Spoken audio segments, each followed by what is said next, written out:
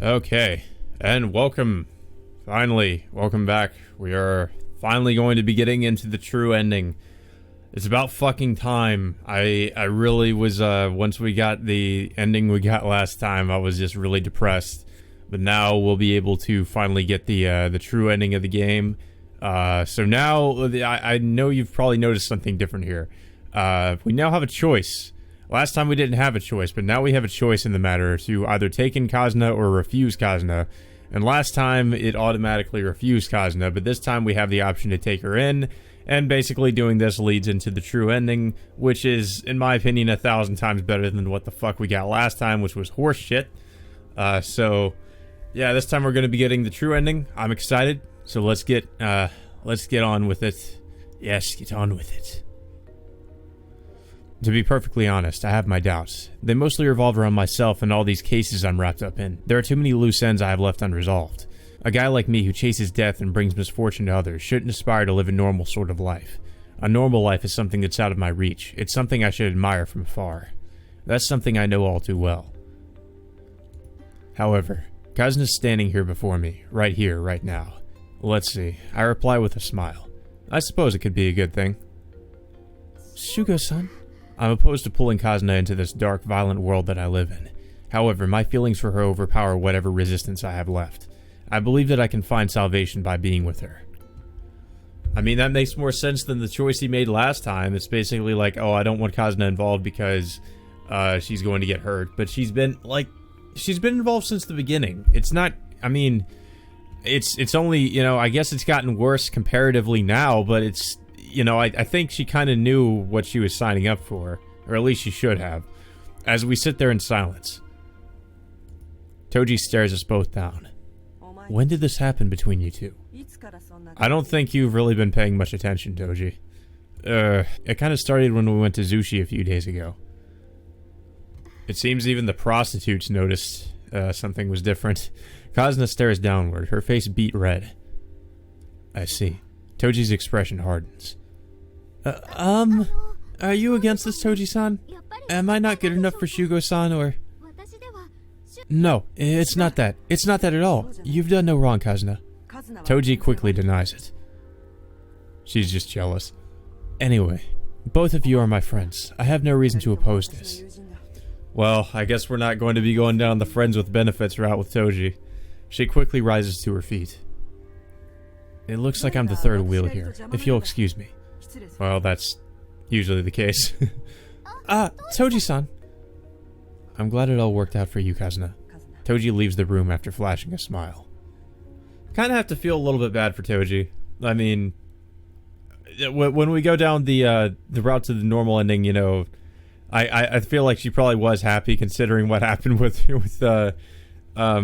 her, but not everybody could be happy, you know, in the visual novels.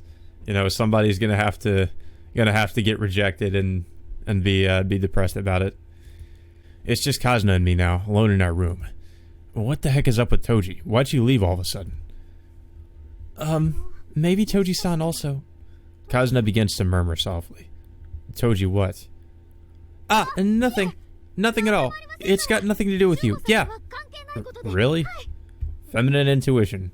Kazna frantically bobs her head back and forth in denial. I suppose I won't pursue this topic any further. Maybe I'm just overthinking things. Downtown, evening. I'm sorry. Kazna has her shoulders slumped over in despair as she walks alongside me. Everybody's like that after their first time. I don't really mind, really. But I'm just so shameful. You think so too, right? Be honest with me here. What did you think? For some reason, she's getting all up in my face. Well, to be perfectly honest with you, I didn't think it was possible to be that horrible. I think back to the spectacle that occurred a short while ago. Our stomachs had started growling after we'd finished chatting. But since I bought a ton of ingredients in the afternoon, I asked Kazna to make something to eat. She can't cook very well? She burned everything? I've never actually cooked before. I bet... No. I'm sure this is going to turn out to be a huge failure. Is it really alright for me to be doing this? Well, when you put it that way, Kazna sure is confident about the strangest things. Just do as you see fit. It's just cooking. You can't possibly screw it up that horribly. That's gonna jinx it. I flash her a beaming smile. I had no idea at the time what kind of abomination those words would give rise to.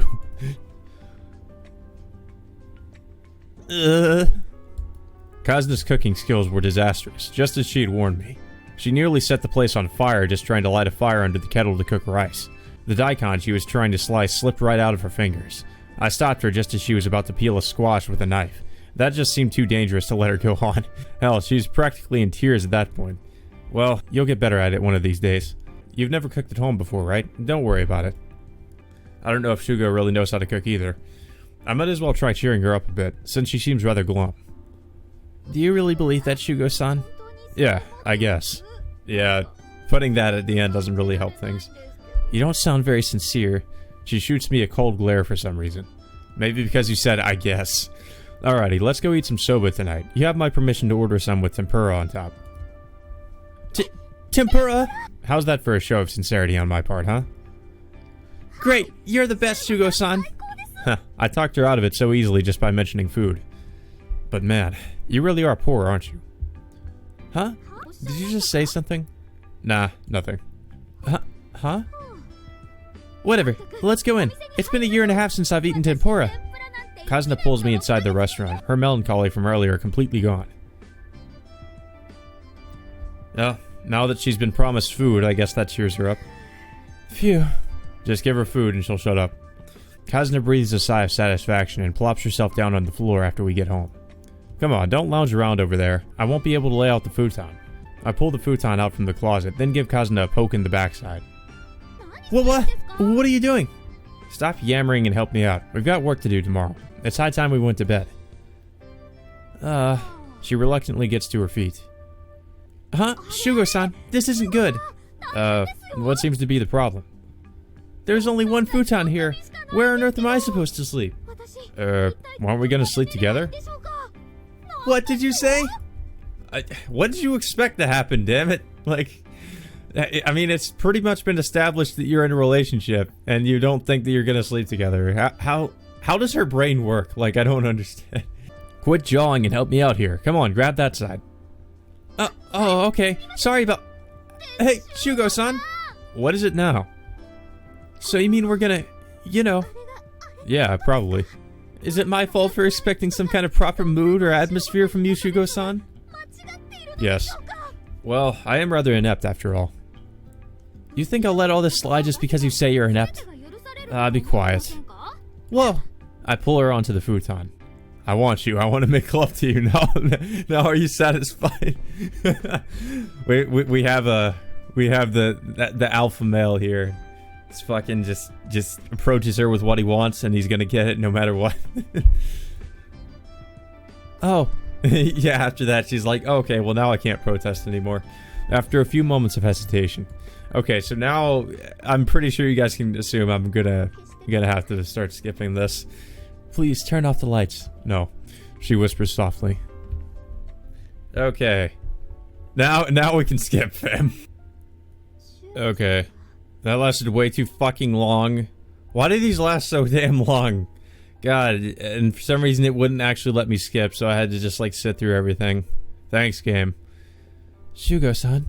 You did this with my sister before, right? Why would you talk about this? God, this is the most awkward, like, pillow talk I've ever fucking heard. Yeah. Yeah, we did.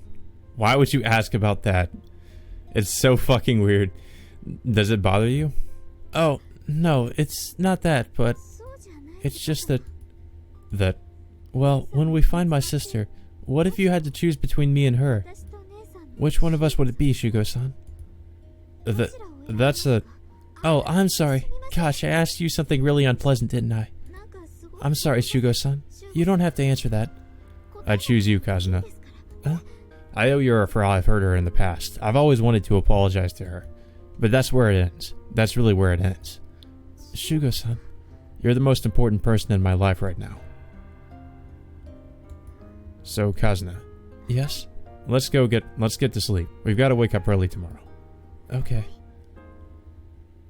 Yeah, what the fuck is up with her asking those questions? Why are you asking all them questions, fam? Asking those difficult questions like, would you choose me or my sister? What the fuck is wrong with you? Okay, yeah, so that was the same scene. Didn't really need to go through that again. Intermission plays out the same way, but of course, now that we have Kazna with us, a lot of things are also going to play out differently. The next morning. Achoo! Rattle, rattle. I can't take this anymore. Rattle, rattle, rattle. I can hear something rattling from near the kitchen. Is she trying to make food again? Curious, I open my eyes. Huh? When I push myself up, the chilly morning air flows into the futon. Oh, good morning, Shugo-san. Yeah, my brain doesn't function well right after I get up, so I end up giving Kazna a half-hearted reply. Shugo-san? You need to put on some clothes. It's kind of awkward because you're naked and all. Huh? Oh, right. I'd gone to sleep completely naked after having sex with Kazna. No wonder it was so cold. Oh, enough with that. I'll have to change your clothes by your pillow. Okay, thanks. Kazna returns to whatever she was doing earlier, grumbling something about how I'm such a baby. She's rattling around the metal fittings on the kerosene heater. I can't do this. I guess she gets up bright and early while we're just gonna sleep the day away. You haven't turned that thing on yet? It's so cold I feel like I'm gonna freeze to death here. Kazna turns around to address my complaint. What? Why the heck are you still naked? I kinda wanted to enjoy the warmth of the futon a bit more. What are you talking about? You're seriously gonna catch a cold this way. It won't be a problem if you turn on the heater. Hurry up and get on that. Yes, woman. Do all the chores. Of course it's a problem. Stop being selfish and put on your clothes already. No, you turn on the heater first. No, you put on your clothes first. We stare each other down over the stove. I really like their relationship and all like the banter they have together. It's just I think they have a lot of really good chemistry whenever they just like argue like this. They already feel like an old married couple. Ellipsis. Oh well, I give up. I feel like joking around with her a bit longer, but since I really will catch a cold if I stand around like this, I might as well put on my clothes.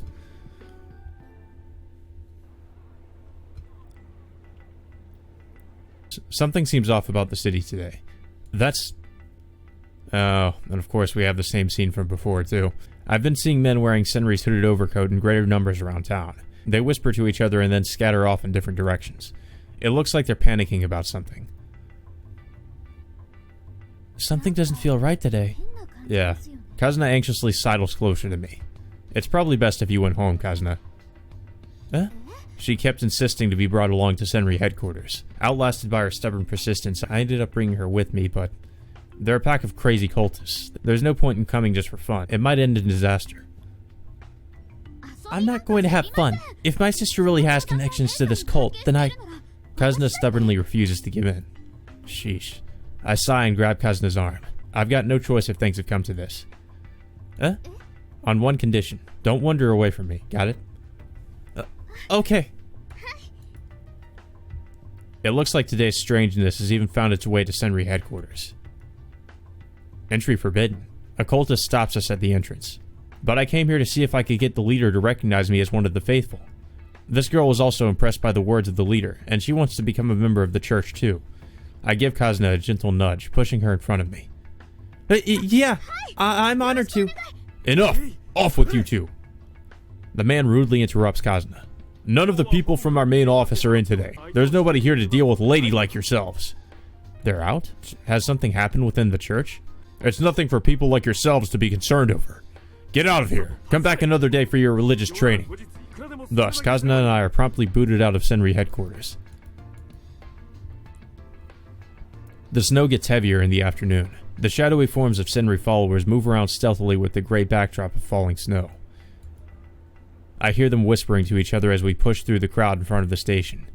Have we found her yet? No, not yet. Who are they looking for? I've heard tales of many people who fled because the indoctrination for Senri was too harsh. It might very well be the reason their members are in a panic at the moment. What should we do now? Let's see. It's probably best if we wait for this trouble to die down before continuing our investigation into Senri. Using this opportunity to infiltrate Senri headquarters crosses my mind, but I want to refrain from doing anything reckless while it's still light out. Guess we've got no choice but to head back for now. And then we're gonna come across the crazy priestess woman. To get back to our new place in Oimachi, I lead Kazuna through some back streets that I normally don't pass through. We just happen to walk into this alley by sheer coincidence. The entire alleyway is filled with the sour stench of rotting garbage. There's a slight dusting of snow coming down between the buildings. Shugo-san, is this really a shortcut? Don't worry, as long as I have my bearings, we shouldn't be in any trouble. But the alley's getting narrower. She looks around anxiously. After walking a short while, we get closer to our destination. All I need to do now is figure out which way to go. You can save a lot of time by doing that. It's better than taking the main roads. My sense of direction is pretty damn good if I do say so myself. Running around everywhere during my time as a cop honed it quite well. However, Shugo-san? We're practically home, but as we turn the corner I catch sight of something. It makes me gasp. Sitting there in the alley is one of the leaders of Senri, Shigusa Tokiko. You're... As I stand there staring at her in shock. What's wrong? Are you not feeling well? Kazuna worriedly addresses the woman seated on the ground. She lifts her face up. Her movements are sluggish. Tokiko's eyes lack focus, and the skin on her face is so pallid it's practically transparent. But then, it's you. She opens her eyes and looks up into Kazuna's face. Her bloodless lips move the tiniest fraction. Huh? What did you just say? At that moment, she crumples listlessly onto the snow. Hey, what's wrong? I rush over to her and prop up Tokiko's slender body. That's when I feel a strange sensation. Huh? My right hand, which I'm using to support her, feels wet. Oh shit, this is blood. My hand is practically soaked with her blood. Kazuna, don't just stand there. Give me a hand. She's hurt. But Kazuna doesn't reply. She just stands there with a blank look on her face. Just now, she called me... What? Yura-sama. Oh, fuck. Plot twist, plot twist. What's the twist?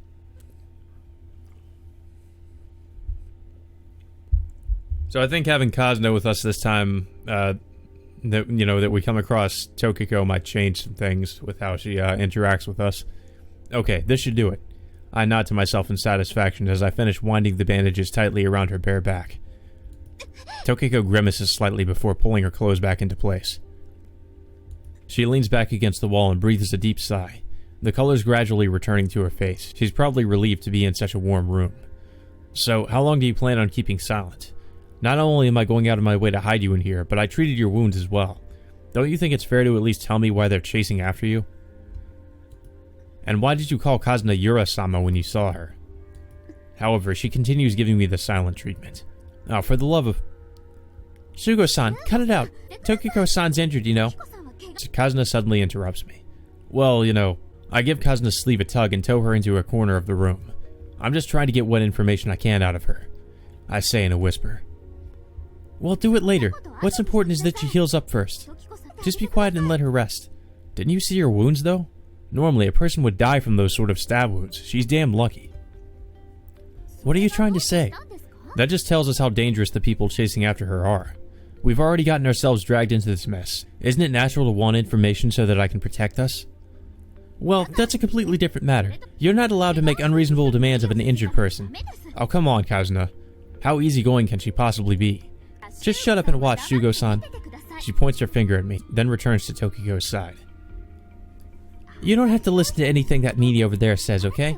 Come on, lie down now. You're gonna get some rest. You've got to get some rest for now. Okay. A slight twinge of emotion slips into Shigusa Tokiko's formerly blank face. It might have something to do with why she called her Yura. She stares at Kazuna with a complicated expression on her face. And finally, she's asleep. After a short while, her panting turns into the rhythmic breathing you'd expect from someone who's fallen asleep. Kazuna continues to watch over Tokiko, her face a mask of concern. Sheesh, why on earth have things turned out this way? After she had collapsed in the alley, not only is her shoulder injured, but she's pretty emaciated as well. I was shocked by how light she was after supporting her upright. She was practically an empty shell. Tokiko's face was pale. There were large droplets of sweat running down her brow. Her eyes were shut, and she was taking short, shallow breaths.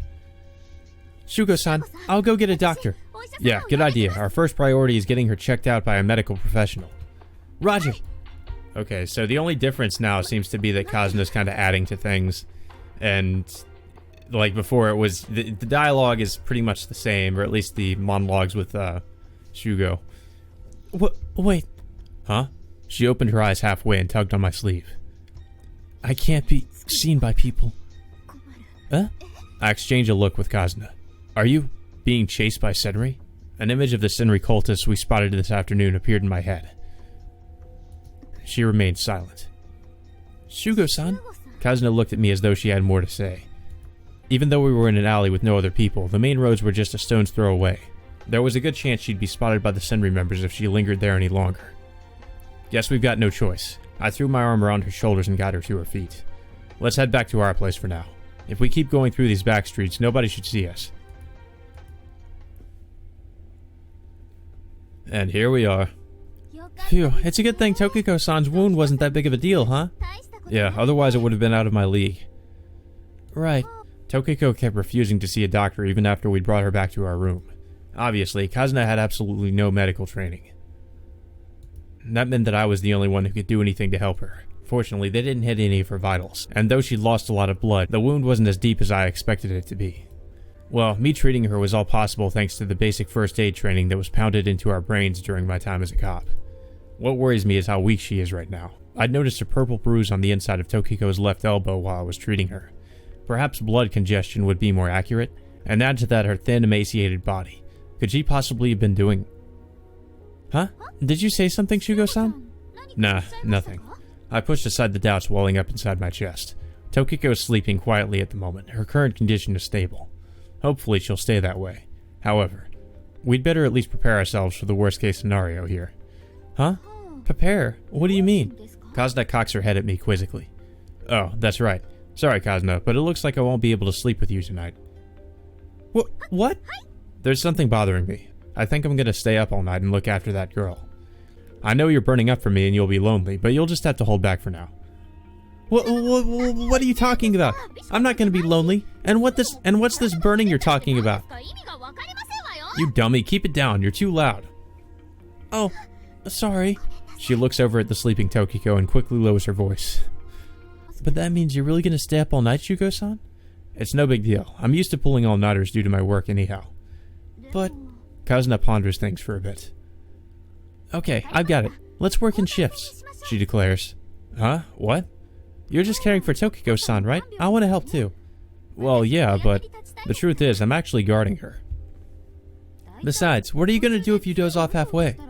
You're not exactly young anymore. There's no need to push yourself like that, right? Ugh, damn it, bringing up my age was a low blow.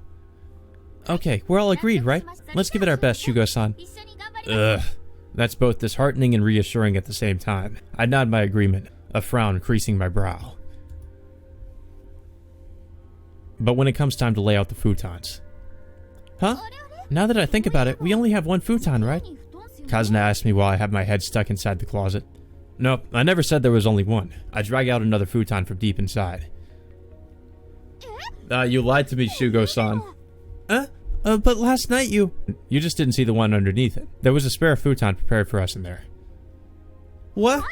Whatever. Could you give me a hand here? Sure. You were deceived. Kazuna helps me spread out the futon with a puzzled look on her face. After a short discussion, we decide that I'll go to sleep first, and change shifts with Kazuna shortly after midnight. Alrighty, I'm counting on you to get this done. Righto. Just leave it to me. You go ahead and get some rest, Shugo-san. Keep it down. Oh, sorry about that. Crestfallen, she slumps her shoulders. I shoot a glance over at Tokiko out of the corner of my eye as I settle myself into the futon. She's resting peacefully.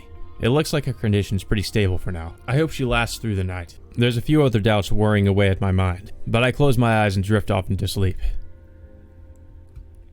But a few hours later, my fears turn into reality. It's a strained groaning cry. I hear some clothes rustling. I can see Kazuna crouched over Tokiko. Tokiko-san? She sounds rather overwhelmed. Tokiko's brow is covered in a sheen of sweat. Her face is deathly pale and she's grinding her teeth. Her thin body shakes as though she's in some kind of delirium. Her nails dig into her own flesh as she wraps her arms around herself.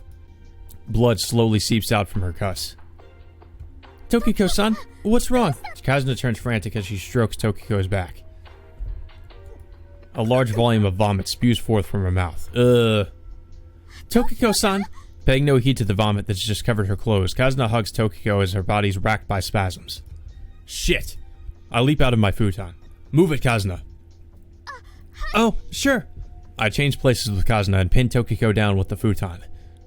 She just suddenly started writhing around in pain. What in the world's going on? These are probably withdrawal symptoms. I've heard rumors that Senri uses drugs in order to exercise control over their members. Just take a look at this purple bruise on the inside of her left arm. There's no mistaking what that is. I can't believe it. It looks like things are getting pretty ugly. We have to do something. I'm gonna get a doctor. You have no qualms about that, right, Chigusa Tokiko? A faint glimmer of life returns to her glazed over eyes after I address her. No, you mustn't. She chokes out broken sentences through quivering lips, encrusted with flecks of vomit. Do you really not give a damn about your own life? My medicine. What? Inside my coat. A fierce seizure rocks her body. I use my entire body to hold her down so she doesn't wriggle away from me. Kazuna, come on! Right, got it.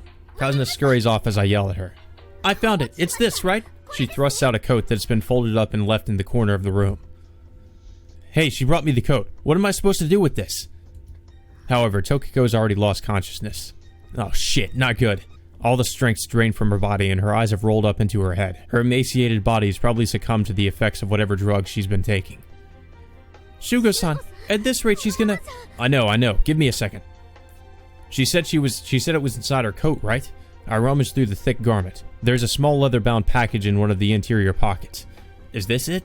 As per my expectations, there's a few ampules with clear fluid inside, as well as a small syringe. I look at Tokiko's pale face as she draws ragged breaths, then turn to look at the syringe lying beside me. I've never given anyone a shot before. Will this really work? The mixed feelings of unease and puzzlement inside my head cause me to freeze up. Hurry, Shugo-san! Okay. I steel myself and grab her left arm. The sweat's practically dripping off my brow. There's no way to tell if this is the right drug. But there's no time left to think. From the way she's panting, I can tell I'm going to have to act quickly. Don't hate me if I screw this up, okay? And the clear fluid inside the syringe is slowly absorbed into her body. Well, let's cross our fingers and hope we made the right choice there. Otherwise, she's pretty much dead. After a short while, as Kazuna and I watch over Tokiko with bated breath, the color gradually begins returning to her face, and her breathing returns to normal. You think the medicine worked? Well, she's still breathing. I take out a syringe from the small leather pouch. A faint yellow fluid swirls around as I hold it up to the window. I don't know anything about drugs, so I have no idea what kind of compound this might be. Why do you think Tokiko-san was using it? Beats me. Maybe she wanted to experience something different, or perhaps somebody got her addicted to this stuff. Addicted? But why? The reason is simple. It's easy to control people that way. Once you've given them a taste of the drug, the rest is simple. They won't resist you as long as you keep giving it to them. There are even some types of drugs that will let your body resist the effects of fatigue. I'd say that's pretty convenient for those Senri members. But if they're going that far... If they're going as far as to control their members like that, what exactly is this cult trying to accomplish? That's what we're going to try to find out. After a moment of silence, Kazuna lifts her head up. I'm going to go wash Tokiko-san's clothes. At this ungodly hour? Why don't you just do it tomorrow? But she might feel like it's gross to sleep in those dirty clothes. Kazuna disappears into the kitchen. I lean back against the wall and keep an eye on Tokiko while she sleeps. She's barely got any meat left on her bones. Hell, even her cheeks are sunken and pale. But to go that far, why the hell was Tokiko so devoted to Senri? She must be trying to protect someone within the cult. What with the way she so stubbornly refused police and medical assistance? Man, oh man. A veritable cornucopia of questions without answers starts to swirl around inside my brain. Well, that's been this whole game, or most of this game at least, questions without answers. February 22nd. I don't know if you guys noticed, but if you look at the date on the top left corner, it says February 22nd. 22nd. It should be 22nd, but I don't know why it says that. It's already light outside by the time I come to. I kept thinking and thinking about things until the break of dawn while watching over Tokiko, but... Ugh. It looks like I drifted off at some point. I can hear the loud clamor of the city coming through the window. It appears as though it's nearly noon. Nuts. Kazna was completely right. Well, that's shameful. I'm the one who said I'd be fine staying up all night too. Speaking of Kazna, it looks like looking after Tokiko has sapped her of her strength. She's asleep, wrapped in a blanket at Tokiko's side. Huh? It's then that I notice. At some point, Tokiko had sat up and is staring blankly out the window. So she's awake. Hey, you. She still looks a bit pale, but it's not as bad as it was yesterday. Rather, she seems more dignified now. She slowly turns around and says, "Could you give my drugs back to me?" She continues to stare me down. Oh, you mean this. I hold out the small bundle. Tokiko takes it from me wordlessly. After taking a look inside, she murmurs softly. "Why? Huh? Why did you save me?" I'm not really sure how to answer that. "You're the man who came to investigate our church posing as a believer. I'm sure you realize how much danger you've put yourself in by helping me." Aha, I see. I guess that means you guys already knew who I really was, huh? I remember how strange the atmosphere there was when I went for my meeting with the leader. We always try to investigate the identity of prospective members. Well then why did they let him in? We were a bit fearful of letting a misguided person like yourself in, so... Investigate, huh? I'm really interested in hearing what kind of investigation you had to do in order to dig up all that stuff about my past. Well, I'm not exactly sure myself. What? All I did was look into your background. We didn't have plans to discuss anything else at the time. Plans? So your prophecies were all just part of some plan? They research whoever's meeting with their leader and speak about them in a way that sounds supernatural. However, Tokiko doesn't respond to my question. So is she implicitly admitting that the leader's powers are just a sham? Hold on, what about... There's still something that doesn't quite make sense. As hard as I find it to believe, the things the leader said to me at that time were things that couldn't be uncovered with just a simple investigation. So that's the power that Her Holiness possesses? Does that mean those prophecies of hers really do exist? Even though Tokiko is a member of Senri, I can sense something resembling doubt in her. Do you really believe that stuff? Does your leader really have some kind of supernatural power? I don't really know. My questions are answered with silence. I don't know. From the very beginning, everything was just... From the beginning? However, she's already sealed her lips. Wait, what's that supposed to mean? Takashiro-sama, could you answer my question? Why is she calling us Sama? That's like that's a way to respectfully address somebody. I don't think we're in any higher position than she is, technically. Tokiko suddenly raises her face and stares right at me. Oh, right. Tokiko's question. Why did we save her, even though we knew that it had put us in danger? Well, it's not that big of a deal, really. I wanted some new leads, plus you just happened to collapse right there in front of me. I thought that you might be useful in some way, so I saved you. That's pretty much the gist of it. So you're saying that it was all for your own sake? Something wrong with that? No, that's a perfectly reasonable way to look at it. You did nothing wrong, Shugo-sama. It's just that I point to Kazna, lying curled up on the tatami. She has a different outlook. Different? She's looking for a missing sister, and it looks like you're the person who holds the key to finding her. But really, that had nothing to do with it. She simply helped you because you were in trouble. Kazuna's rather simple-minded, you see. But I can't believe that she would just help anybody without expecting anything in return. Well, that's what the Lord Jesus Christ would do, or whoever you pray to in Senri. Or at least I would assume so. I can't believe it either. It's the first time I've seen someone willing to clean up someone else's vomit without thinking about what they'll get in return. Tokiko's cheeks flush slightly pink. What, did you forget already? Last night you barfed all over your own clothes and... You got a problem with that? What? What's going on? Kazuna leaps up from the tatami, startled by Tokiko's shout. Huh? She looks at me and Tokiko in turn. It's nothing really. Sorry for waking you up and all. I say, suppressing a smile. Right. Kazuna nods, a look of confusion on her face. Ellipsis. And shortly after noon, Toji arrives at my place with the results of her investigation into Senri. What the? Just my luck. She happens to walk in just as we're changing Tokiko's bandages. Ooh, that's That's a nasty wound. I know it's chilly, but just deal with it for a bit longer, okay? Kazuna's using a wet cloth to deftly wipe down Tokiko's back. I'm sorry to make you do this for me. Oh, not at all. We've got to help each other out when we're in trouble, right? But man, Tokiko-san, you have such beautiful skin. I'm so jealous. You're so elegant, I suppose? Your boobs are so big, too. I totally wish mine were like that. With a sidelong glance at Kazuna's ministrations, I start explaining to Toji how this all came about. I see. Toji lowers her voice so that the other two ladies can't hear. You're taking care of her even though you know she's being hunted down. A certain someone wouldn't shut up about that, yeah. I point at Kazuna. Anybody noticed that she's here yet? It looks like everything's fine for the moment. The people around this area saw us, so it's only a matter of time before the cult figures it out. We should switch locations before things get dangerous. Got it. I'll make the arrangements. Toji turns her eyes to Tokiko. You get anything out of her? Well, nothing at the moment, no. What? Kazuna was particularly insistent on me not burdening her with anything unnecessary until her injuries healed. Shugo. Toji's face is a study in exasperation. Did she already have you whipped? Maybe? No, I've never relished the thought of forcing information out of people. Back in my cop days, I used to have arguments over that very concept with some of my coworkers. It looks like Toji's not very pleased with my answer. This is ridiculous. How can you be so naive? She says and stands up, evidently disgusted with me. You're too soft. I'm going to interrogate her. Hey, Toji. Toji stares silently down at Tokiko, who's sitting up in her futon. Toji-san? However, Toji doesn't even spare a glance at Kazuna. You know a woman named Hyo, correct?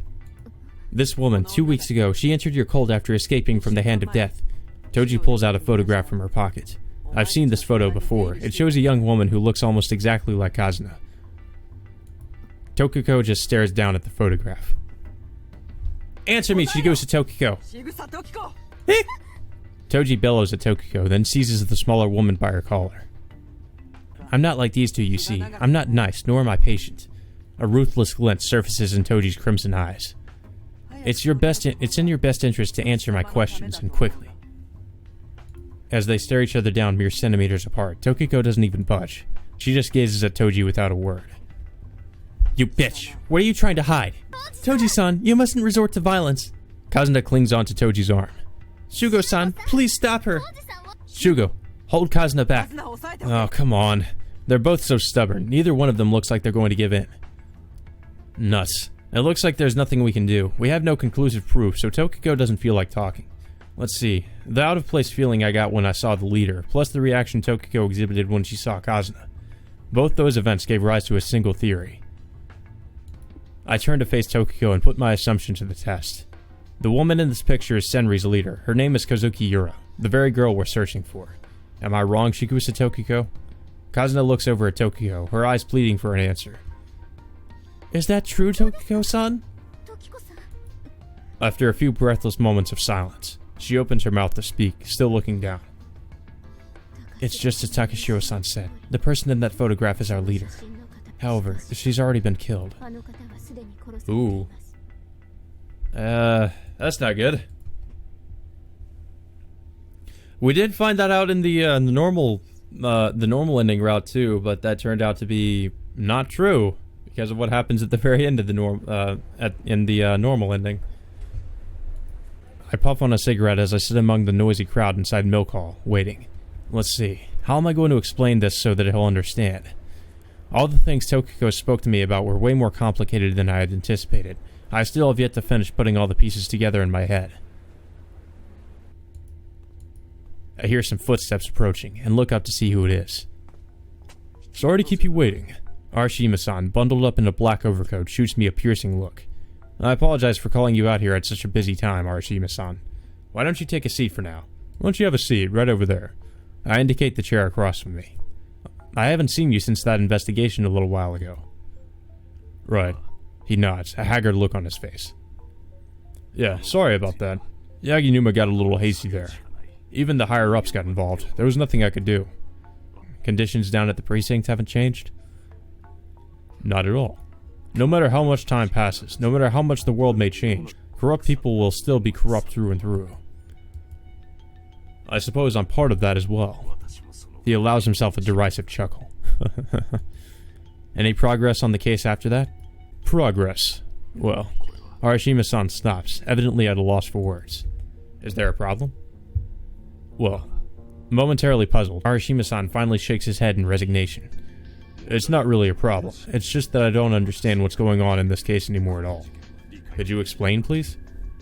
Well, I suppose it's not altogether unrelated to you. They probably won't mind me talking to you about it. The wariness is evident in his voice as Arashima-san continues.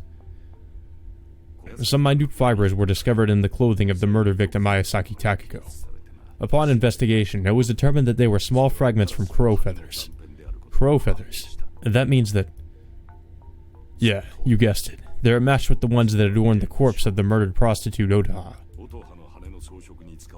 In essence, this means that Ayasaki Takiko's murder may somehow be connected to the ones that Fukamizu Kaoru committed. Arashima-san pauses and lets out a weary sigh. I see. Our main suspect, Fukamizu Kaoru, already died in jail. We don't have any promising leads at the moment. I really have no idea what's going on anymore. No, the answer is quite simple. What? He raises his voice, evidently caught off guard. Are you aware of the existence of a group known as Senri? Senri? Yeah, they're a religious organization that's been popular lately in the Ueno area. Arashima-san prompts me to elaborate. Could you immediately put out a warrant for the arrest of one of their leaders, a man named Akuo Akuma? He's the man behind the murders of both Ayasaki Tokiko and Otaha. As Arashima-san holds his breath in rapt silence, I tell him about my rescue of Shigusa Tokiko and her connection to Senri. I see. So, you're telling me that despite her being one of the leaders of Senri, she fled from the church and is being pursued. Okay, I understand everything up until there, but how on earth is this all connected to the murders going on in Ueno? Well, here's where things start to get interesting. I start to explain everything I had heard from Tokiko. It's a tale involving the history of Senri, as well as Akuo Akuma's crimes. It all started when a new leader came to power within Senri. At that time, they were still a rather small organization. According to Tokiko, this took place 2 years ago.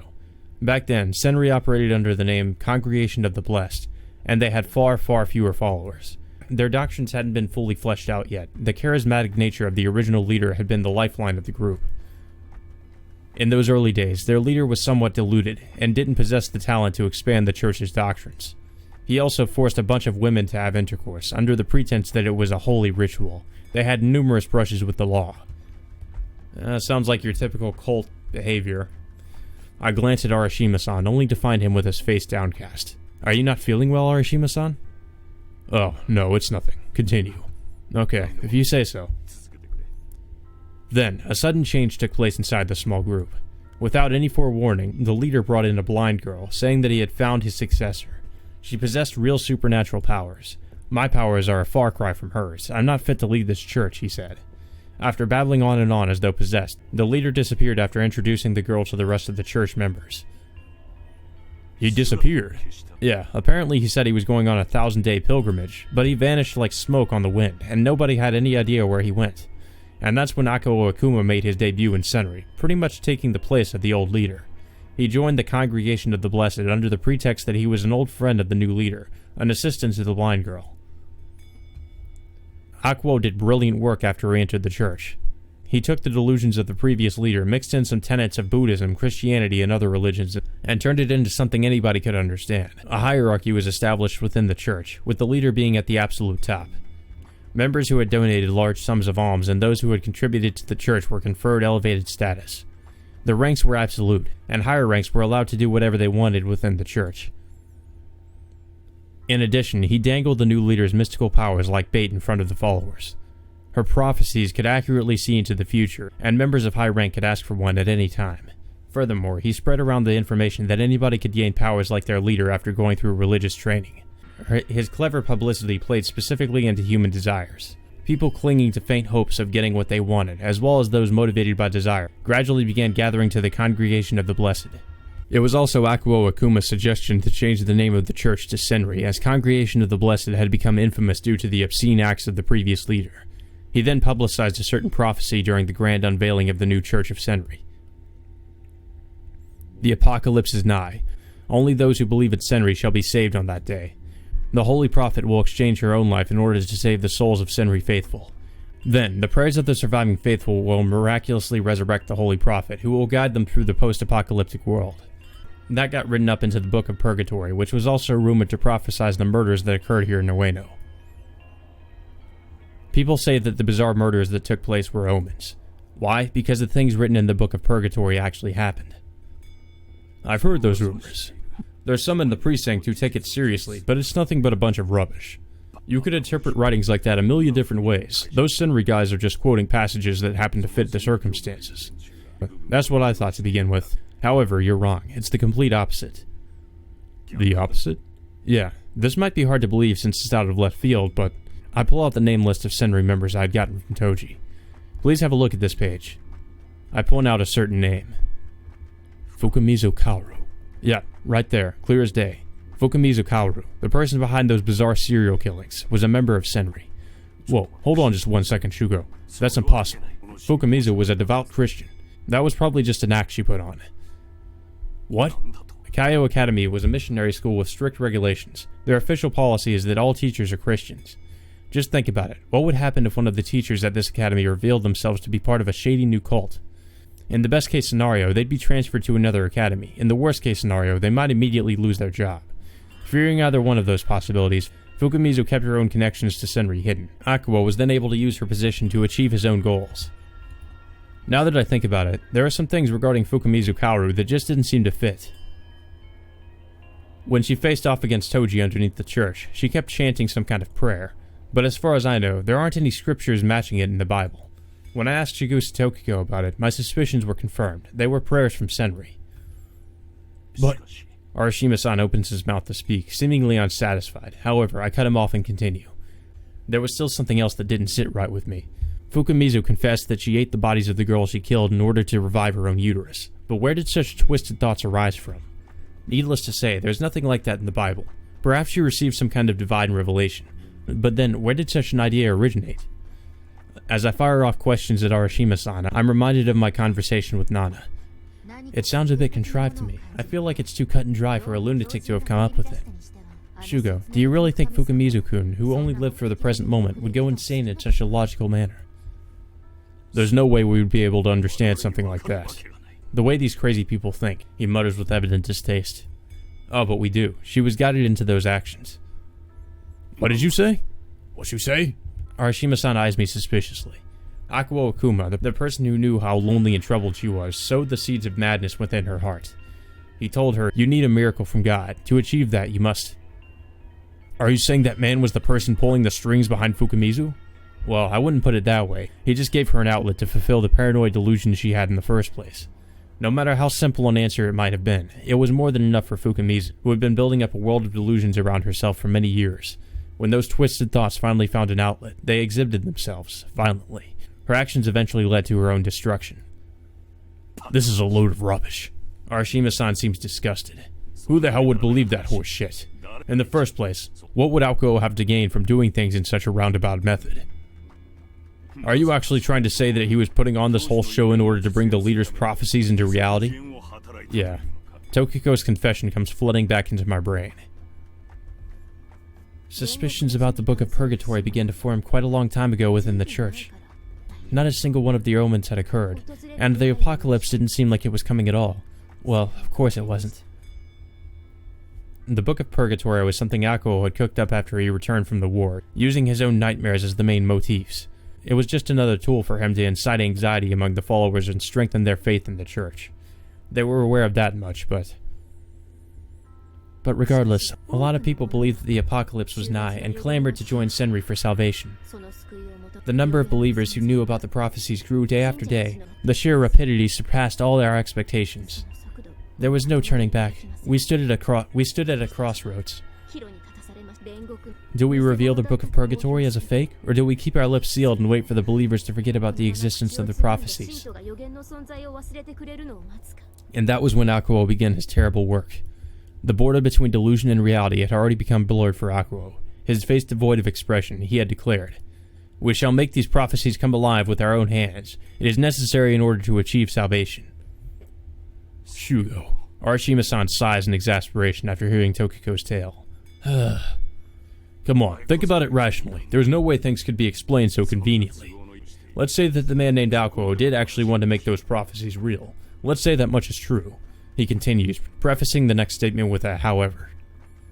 Those prophecies got publicized more than 2 years ago. What would he have done if a person like Fukamizu hadn't shown up? There's no way he could have easily found someone who had the impulse to kill within them. Wouldn't his plan have come to naught if that had happened? It seems way too careless. I'm telling you, it's the complete opposite, Arashima-san. I repeat what I told him earlier. You just said it yourself. They're just quoting passages that happen to fit the circumstances. What are you trying to say? That's exactly what Akuo was doing. Fukamizu wasn't chosen because she matched the conditions for the prophecies. It's the other way around. He found passages from the prophecies that conformed to the pain Fukamizu felt inside her heart. If Fukamizu had been no use to him, Akuo would probably have chosen a different Senri follower. People who desire to join Senri generally bear some kind of trauma in their hearts. In Akuo's case, he would have been able to find a pawn to do his bidding without much effort. I continue my explanation. However, it is true that Akuo saw Fukamizu's existence as terribly convenient. The prophecies were brought to light in a ghastly manner. And that man, Arashima-san slowly opens his mouth to speak. You're saying he's the man who murdered Ayasaki Takiko and Ota, and that he displayed their corpses in the likeness of the prophecies, just as Fukamizu had done. Yeah, that's what Shigusa Tokiko told me. Unbelievable. If he went to such roundabout methods to get the job done, why would he dirty his own hands? Shigusa Tokiko said that there was a number of terrible coincidences that led to that. Otaha's protégés had been sucked into Senri, and when she went to get them back, Otaha learned about the lurid state of affairs within the organization. I was summoned by Akuo. By the time I went underground to take a look, it was already over. He had dealt with her because she had seen something she shouldn't have, and there would have been hell to pay afterward. Is what Akuo had told Shigusa Tokiko. However, she could not accept what he said, because the dismembered corpse she had seen was indescribably grotesque. If he just wanted to stop Otaha from talking, he needn't have gone that far. He could have just told one of the lower-ranking faithful to take care of it. Akuo was probably unable to contain himself. He saw the fallen body before him as raw material. That's why Akuo was burning with such twisted passion, and why he thought the corpse before him was filled with sublime beauty. Then, Akuo stood and laughed in front of her dismembered body. I think I'm going to pin this one on Fukamizu and make it another one of the omens, he said. Then he ordered me to clean up the butchered corpse. Ew, that's not good to be on cleaning duty for that. So they're wholly corrupt. Are you aware that there are Senri members in the upper echelons of our government and corporations? No, so what are they, Illuminati? They're the Illuminati now? Yeah, I've heard rumors, but they don't believe in the Senri faith. They're just connected to Senri because they partake in the entertainment that Akuo provides. Otaha's protégés were used for that entertainment. Forced prostitution. He used that as bribery so they would approve Senri's activities. That's the basic gist of it. Arashima-san ponders it slightly. He had Shigusa Tokiko dispose of Otaha's corpse. That's what she was doing when she was spotted in Ueno Park. Furthermore, it seems that Shigusa Tokiko was uninvolved with the other case, Ayasaki Takiko's murder. She had begun to distance herself from the church, as she was getting suspicious of Akuo's motives at the time. And that's when Ayasaki Takiko's murder happened. I pause momentarily. Arashima-san has a grim look on his face. That man's actions, he begins, his voice no more than a murmur. This new leader just sat there and looked past them. Whether or not he was acting on behalf of the church, Akuo's actions were beyond abnormal. Yeah, that's pretty much it, but I continue with another fragment of Tokiko's tale. However, she had already been killed. Killed, you say? He cocks his head in suspicion. That's strange, no? If the leader was killed, surely there would have been more unrest within the ranks. But I don't remember hearing anything about them changing leaders. Well, of course not. Senri maintains a peaceful appearance on the outside. Besides, I had personally met and talked with the leader. She's alive and well. What are you getting at, Shugo? The irritation in his voice starts to show. Arashima-san's annoyed because he can't see where this is all leading. Basically, to sum it all up, I then give him the answer. The current leader is a fake. In the Book of Purgatory, it is written that the leader will take her own life to save the world from the apocalypse. She would then be resurrected, leading to the completion of God's miracle. In order to make that happen, Akuo picked out a girl from the congregation who resembled the leader. He even made her face look like the leader's, and had her play the role of a body double. However, the girl must have caught on to Aqua's plan, as she took the first chance she got to escape from the cult. The place she chose to take refuge in was a mansion that belonged to one of the executives in the Hand of Death. In other words, the girl who was spotted in Ueno, the girl who brought me into this case. She wasn't Yura at all. The death of the body double, and the advent of the leader's resurrection, that should have fulfilled the prophecies. However, one night... Something happened? Shigusa Tokiko saw something. Oh, it's her. And that was the body double secretly burying the body of the leader in the mountains behind the Senri compound. Oh, so that's what that intro scene was about. So the real leader is dead and the body double is actually Yura? Ever since then, the leader hasn't shown herself in front of others, and Aqua seized the reins of the cult for himself. At some point, Shigusa Tokiko began to harbor suspicions about the leader and Aqua. So what's that man's goal? Huh? He's gone as far as to put on this whole show of making the leader's prophecies come true. It's pure madness. Arashima-san continues, his voice lowered to a murmur. I can kind of understand if you were a religious nut or something, but from what you told me, it doesn't seem that cut and dry. Yeah, who knows? I try racking my brain for an answer. In reality, my first impression of Aqua leads me to believe that he's too cool and calculating to be some sort of religious fanatic. Apparently, Aqua didn't inform Shigusa Tokiko about his true intentions. But the thing is, he did seem to harbor some abnormally deep feelings of attachment for the leader. There are a lot of blanks in his personal history before he showed up in Senri. He calls himself an artist, and he's reasonably well known, but... According to Shigusa Tokiko, he was a member of some special forces unit that fought in a bunch of battles on the mainland during the war.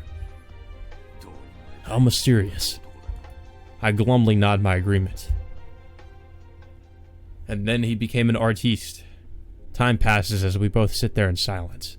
Arashima-san finally breaks the silence after pondering things. The woman who confessed all that to you, Shigusa Tokiko, right? Is she safe right now? If Senri is really the cult you say they are, they probably won't let her get away.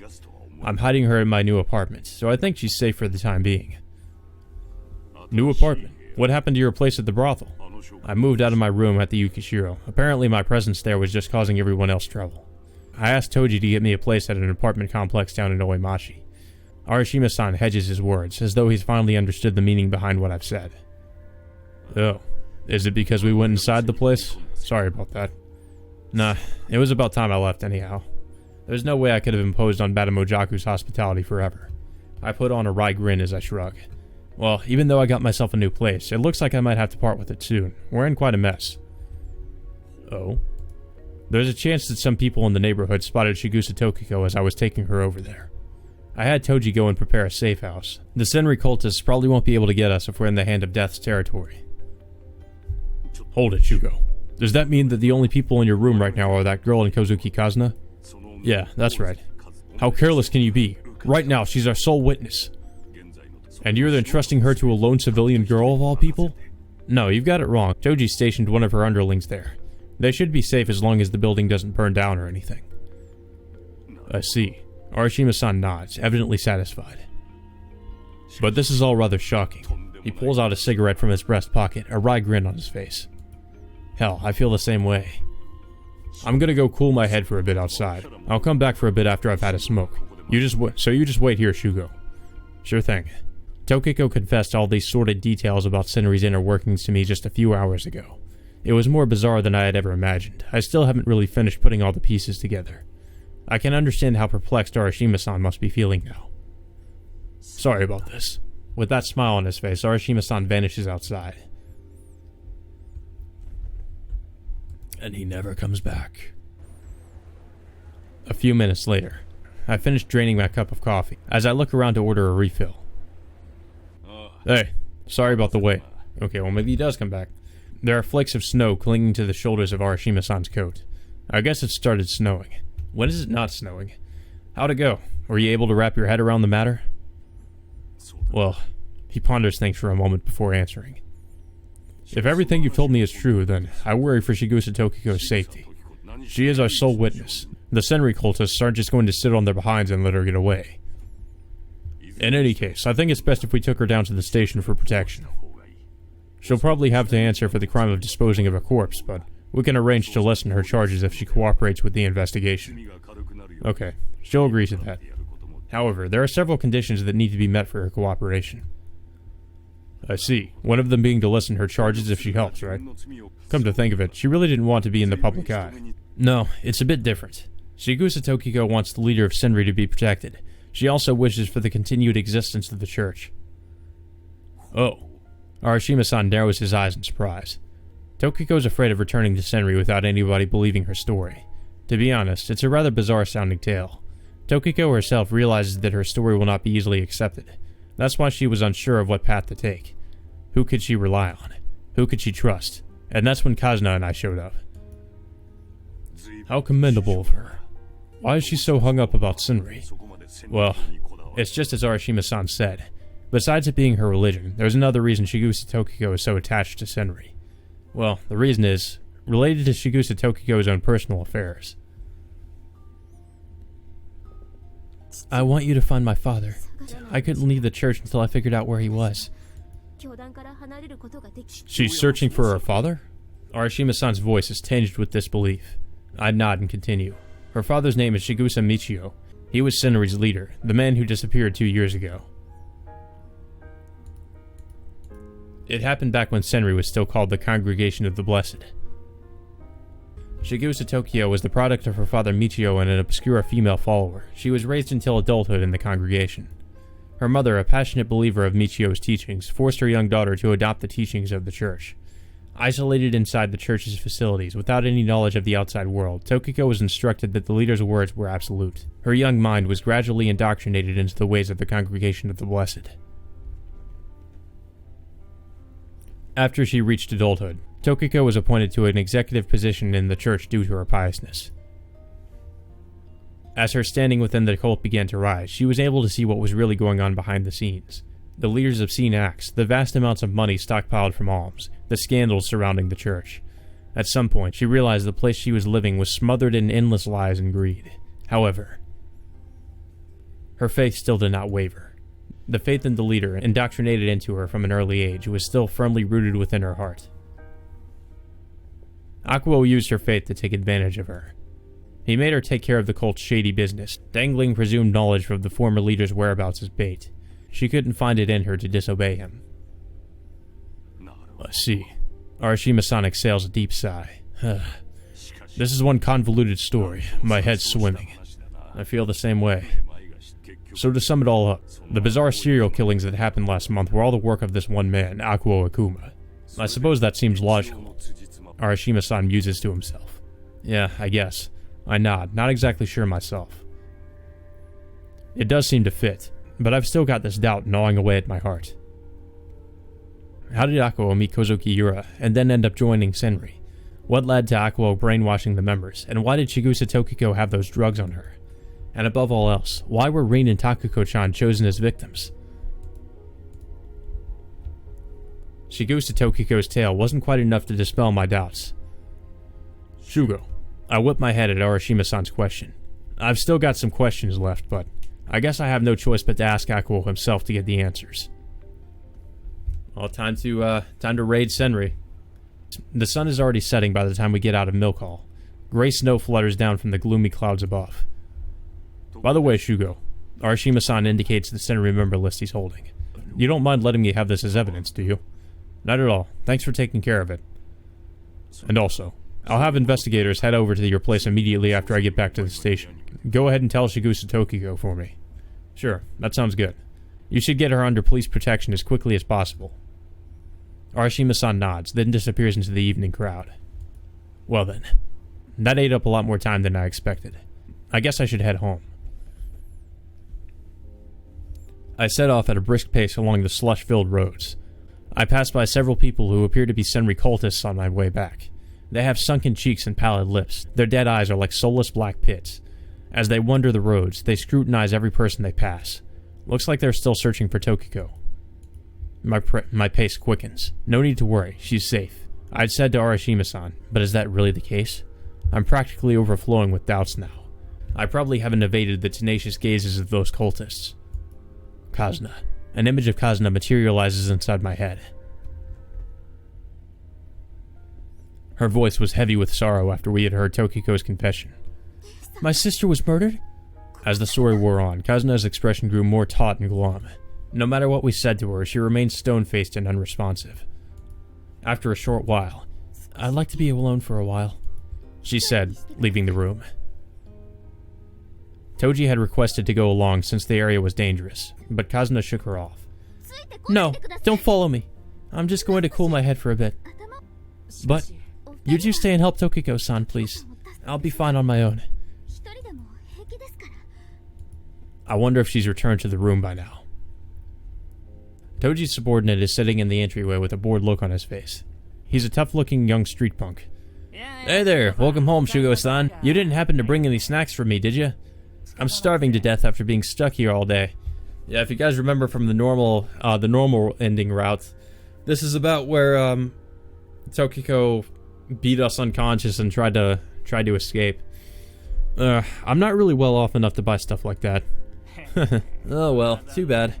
He may look mean on the outside, but the truth is, he's pretty amiable. He's here as a temporary guard. I'd prefer if he were a little more uptight, but... Anything happened while I was out and about? Nah, it's been peace and quiet the entire day. No suspicious looking fellas came and snooped around or anything. I see. Well, that's a relief. It looks like the Senri cultists haven't located this apartment yet. And what about... There's something else on my mind. What about Kazuna? Is she back? Yeah, she came back a little while earlier. Is she your lady friend, Shugo-san? Man, I'm jealous. She's quite a stunner, but she seemed a bit depressed. Come on, what are you talking about? It's not like I'm... There's nothing between you guys? I wouldn't go that far, but... As I mumble out an unintelligible answer, the man continues. But, she left again shortly after. She hasn't come back yet. What? She said she was gonna go do some shopping. I asked her to get me a little something for dinner, too. But she hasn't come back at all. He tilts his head casually, somewhat puzzled. Damn it, Kazuna. What's she trying to pull? Oh, Shugo-san. You don't have to hang around here anymore. Go and look for Kazuna. If she's shopping, then she should be close by. I sprint up the stairs after yelling an order to him.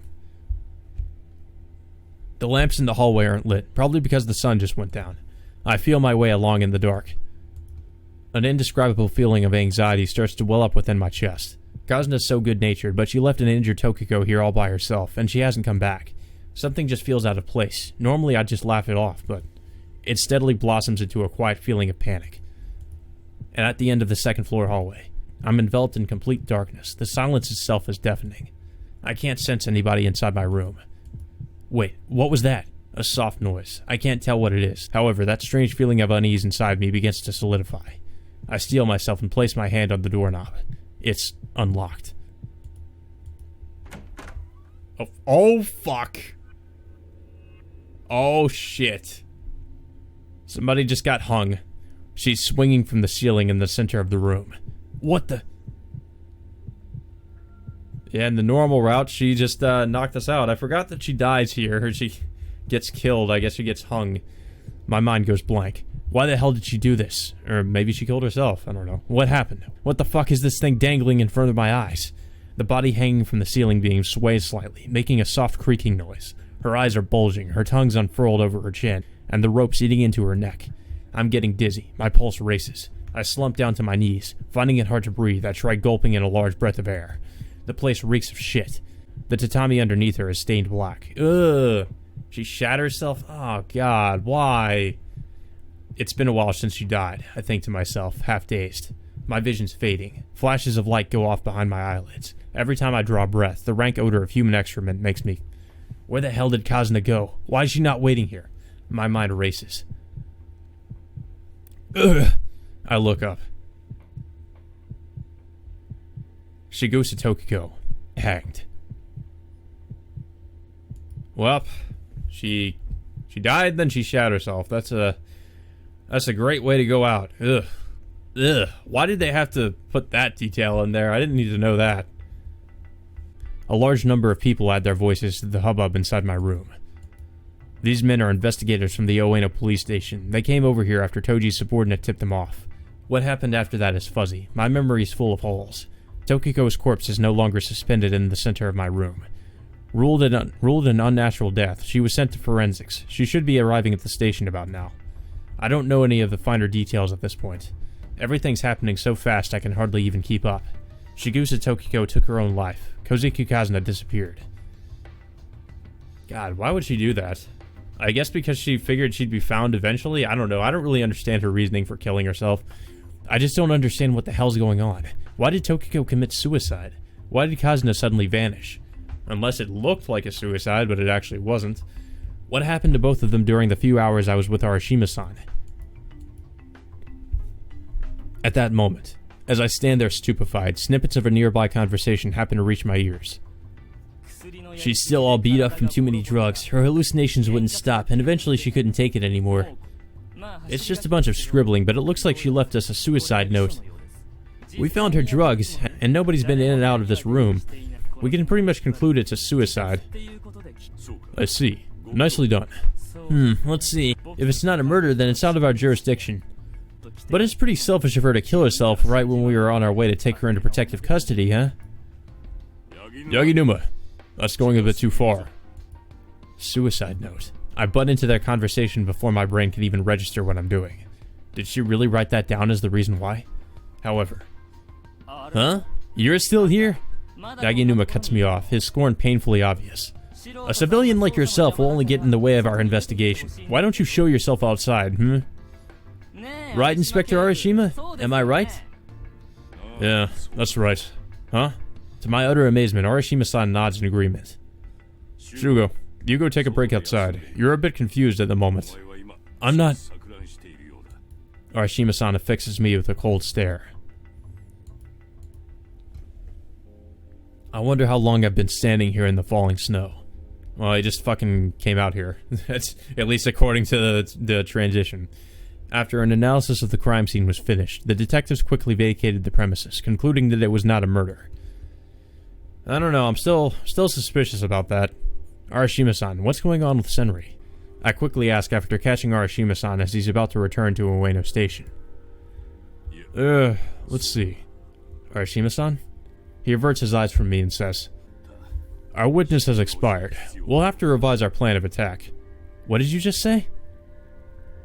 Talk to me again in a few days, after you've calmed down a bit. Shugo, make sure you get a good night's rest tonight. After thanking me in a way that sounds like he's criticizing me at the same time, Arashima-san leaves. Arashima-san's acting a little bit weird. I don't know. I don't know, this, some things just don't really add up here. I don't know why she would just all of a sudden kill herself. The snow continues to fall. I don't feel like going back into the room where Tokiko died, so I just stand outside the front of the apartment, staring into nothingness when... Shugo. I hear Toji's voice calling out to me. Hey, I asked Toji to do something for me, search for Kazuna. How'd it go? Did you find Kazuna? I can't stop the enthusiasm from creeping into my voice, but all Toji does is shake her head mournfully. Nope, I couldn't. I asked everybody I knew to help out, but where on earth did she disappear to? The disappearance of Kozuki Kazuna. Kazuna vanished right in front of our very eyes. Was it shock from having seen Tokiko's corpse? Or did Tokiko die after Kazuna had left the room? Damn it. I just don't know. The confusion renders me unable to put my thoughts in order. Maybe Arashima-san was right after all. But if there's one ray of light in the darkness, it would be that Kazuna left on her own accord, and didn't fall into the hands of the Senri cultists. Kazuna. I wonder how long I've been standing out here in the snow. Shigusa Tokiko committed suicide, huh? Toji suddenly speaks up. Something just doesn't feel right about this. The last time I saw her, she didn't look like she was going to kill herself. Yeah, exactly. Yeah, I feel the same way. Toji silently stares me down. And, did you ever consider the possibility that she was murdered? My thought process freezes for a split second. Shigusa Tokiko was the sole witness to Akio Akuma's crimes. It wouldn't be out of the realm of possibility for them to kill her and make it look like a suicide. To be perfectly honest, I hadn't even entertained that possibility. However, no, that's impossible. Why? Don't tell me you actually believe that ridiculous suicide note. Something like that can be easily faked. You of all people should understand that, right? No, that's not it. I reluctantly addressed Toji, who worked herself into a rage. That your subordinate was posted at the door. He was perfectly clear about the fact that nobody entered the room. But, at a loss for words, Toji bites her lip. That's right. The words slowly spill out of my mouth. If Tokiko were murdered, it would mean that the culprit is Kazuna. That's ridiculous! Toji screams at me, irritated. There's no way she would ever murder somebody. I know. I feel the same way. That's why. As I'm about to finish my sentence by saying it can only be a suicide. Wait a minute. What if it were somebody that looked like Kazuna? Oh shit, yeah, that's right. What if it were Yura? What if Yura came in and, because Yura is her identical twin, so it could have been her, like, the subordinate could have mistaken her for being Kazuna. Right at that moment, a light bulb goes off, deep within the recesses of my brain. Wait. Something's not right. Yeah, she came back a little while earlier. Is she your lady friend, Shugo-san? Man, I'm jealous. She's quite a stunner, but she seemed a bit depressed. You know, what if... Shugo. Toji eyes me suspiciously. I don't respond, and instead let my thoughts ramble onward until they reach a conclusion. Damn, I can't believe it was so simple. That's right, and if that's the case... Shugo, just spit it out. What the hell are you talking about? Exasperated, Toji waves her hand around, demanding an explanation. Toji, I have a favor to ask of you. The Senri name list I got from you. Could you show me one of the spare copies for a second? I gave my copy to Arashima-san as evidence. Oh, alright. An expression of confusion still on her face, Toji hands me a thick envelope. Thanks. I immediately grab it and start leafing through the papers inside. I find the name I'm looking for far more easily than I had anticipated. What in blazes? I groan. It's no less shocking even though I'd found exactly what I expected to find. Well, rather... I see. This is the final piece of the puzzle. I've finally found it. We've got to get going ASAP. If my theory is correct, then Kazuna's in grave danger right now. But before that, there's a few things I've got to confirm first, though. Got to make a few calls, too. Lend me a hand, Toji. I want to get the show on the road, and fast. Sure, I don't mind. Toji looks at me, perplexed. Her eyes are practically begging me for an explanation. Oh, right. You were absolutely correct. Chigusa Tokiko's death was not a suicide. She was murdered, so she wouldn't squeal. So it really was Akuo Akuma pulling the strings? No, it's probably somebody else. What? I nod, slowly and deliberately. No, there's someone else calling all the shots. One person lurking in the shadows. But who is it? Find out next time.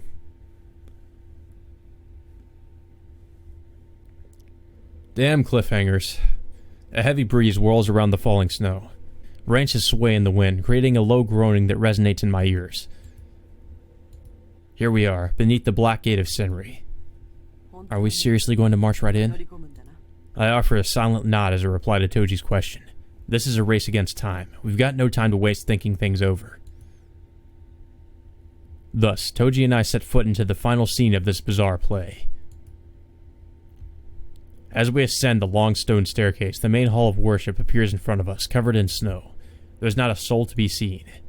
The last time I visited the Senri compound, I was able to spot some cultists around here. But this time, things are different. The torches in the main shrine have been put out, and the interior is completely enveloped in darkness. What hasn't changed is that there are braziers burning brightly, lighting up all the areas of the compound. Something's not right. Toji quietly whispers to me. Why isn't anybody here?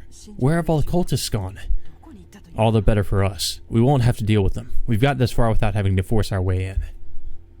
You... Toji stares me down suspiciously. Were you expecting this? Nah, you give me too much credit. Let's just say it was within the realm of possibility. On the contrary, the way the compound looks right now only lends credence to my suspicions. Then that means... Toji's red eyes shine grimly. Kazuna's here, right? Uh-oh. A few hours ago, after making a bunch of calls and getting some new information, I confirmed that he had disappeared, and the place he was headed to was Senri headquarters. His goal was probably to erase all traces of himself from the church. But who could it be? At the same time, he would deal with Kazuna, who had become a witness to his crimes. The thing is, if he took her elsewhere, then there's nothing I can do at this point. All we can do is pray that she's here, and that she's unharmed. That's right. She should never have gotten involved in this. Unlike me, she should have just moved on with her life. I don't want it to be the end for her, not in a place like this. There's only one thing I can do. I have to put an end to this and get her out of harm's way. That's right. Back on that day, I had sworn to myself that I'd never make the same mistake again.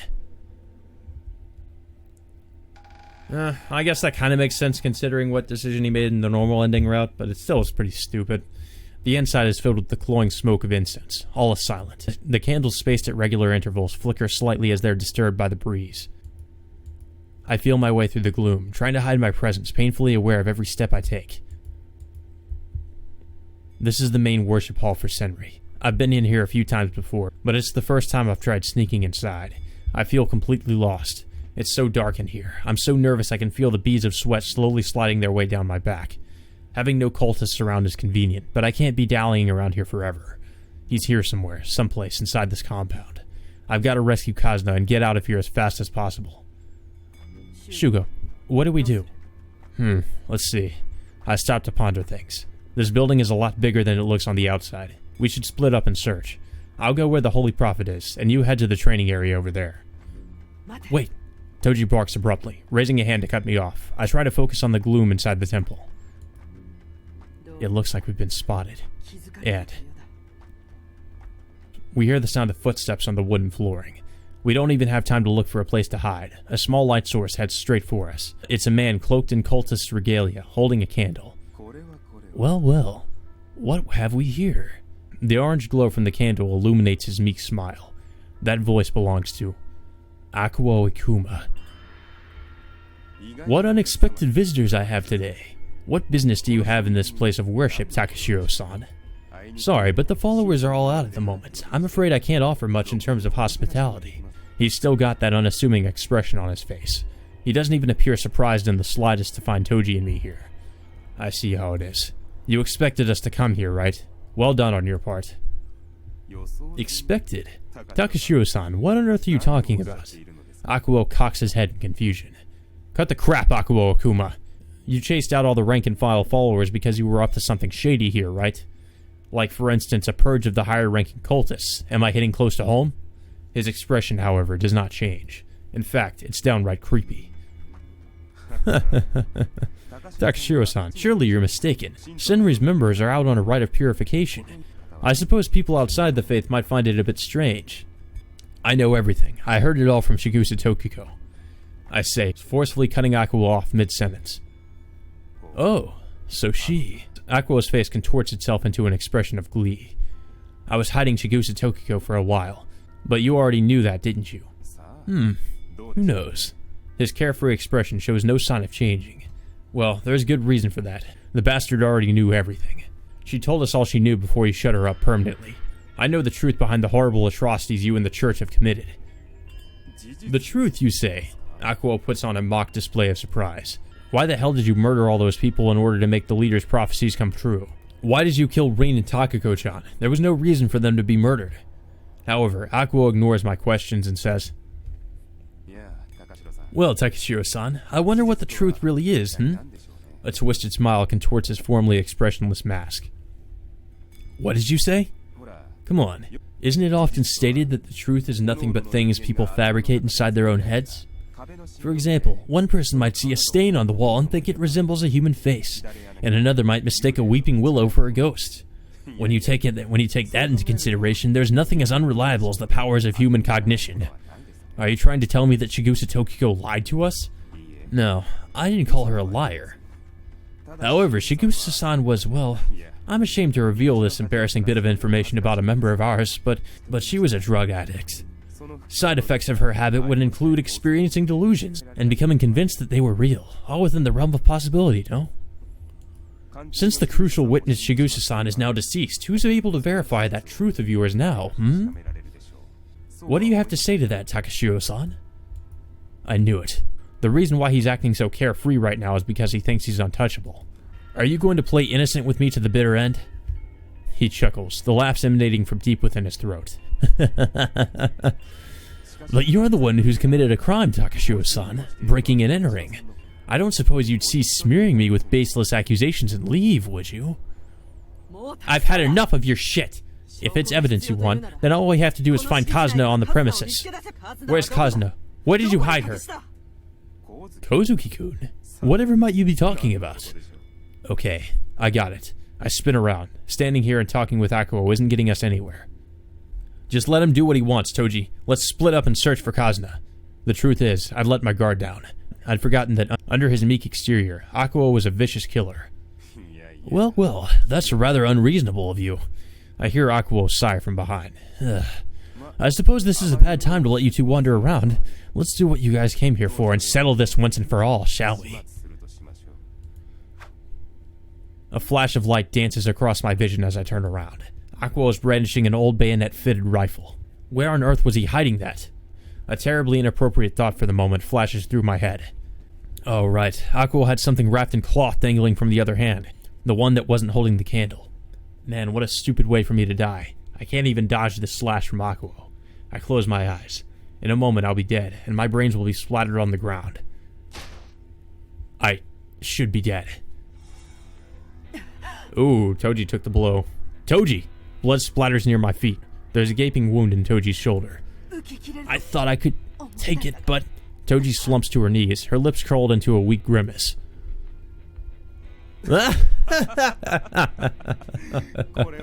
My apologies. I was trying to stab Takashio-san, but it looks like I got the wrong person.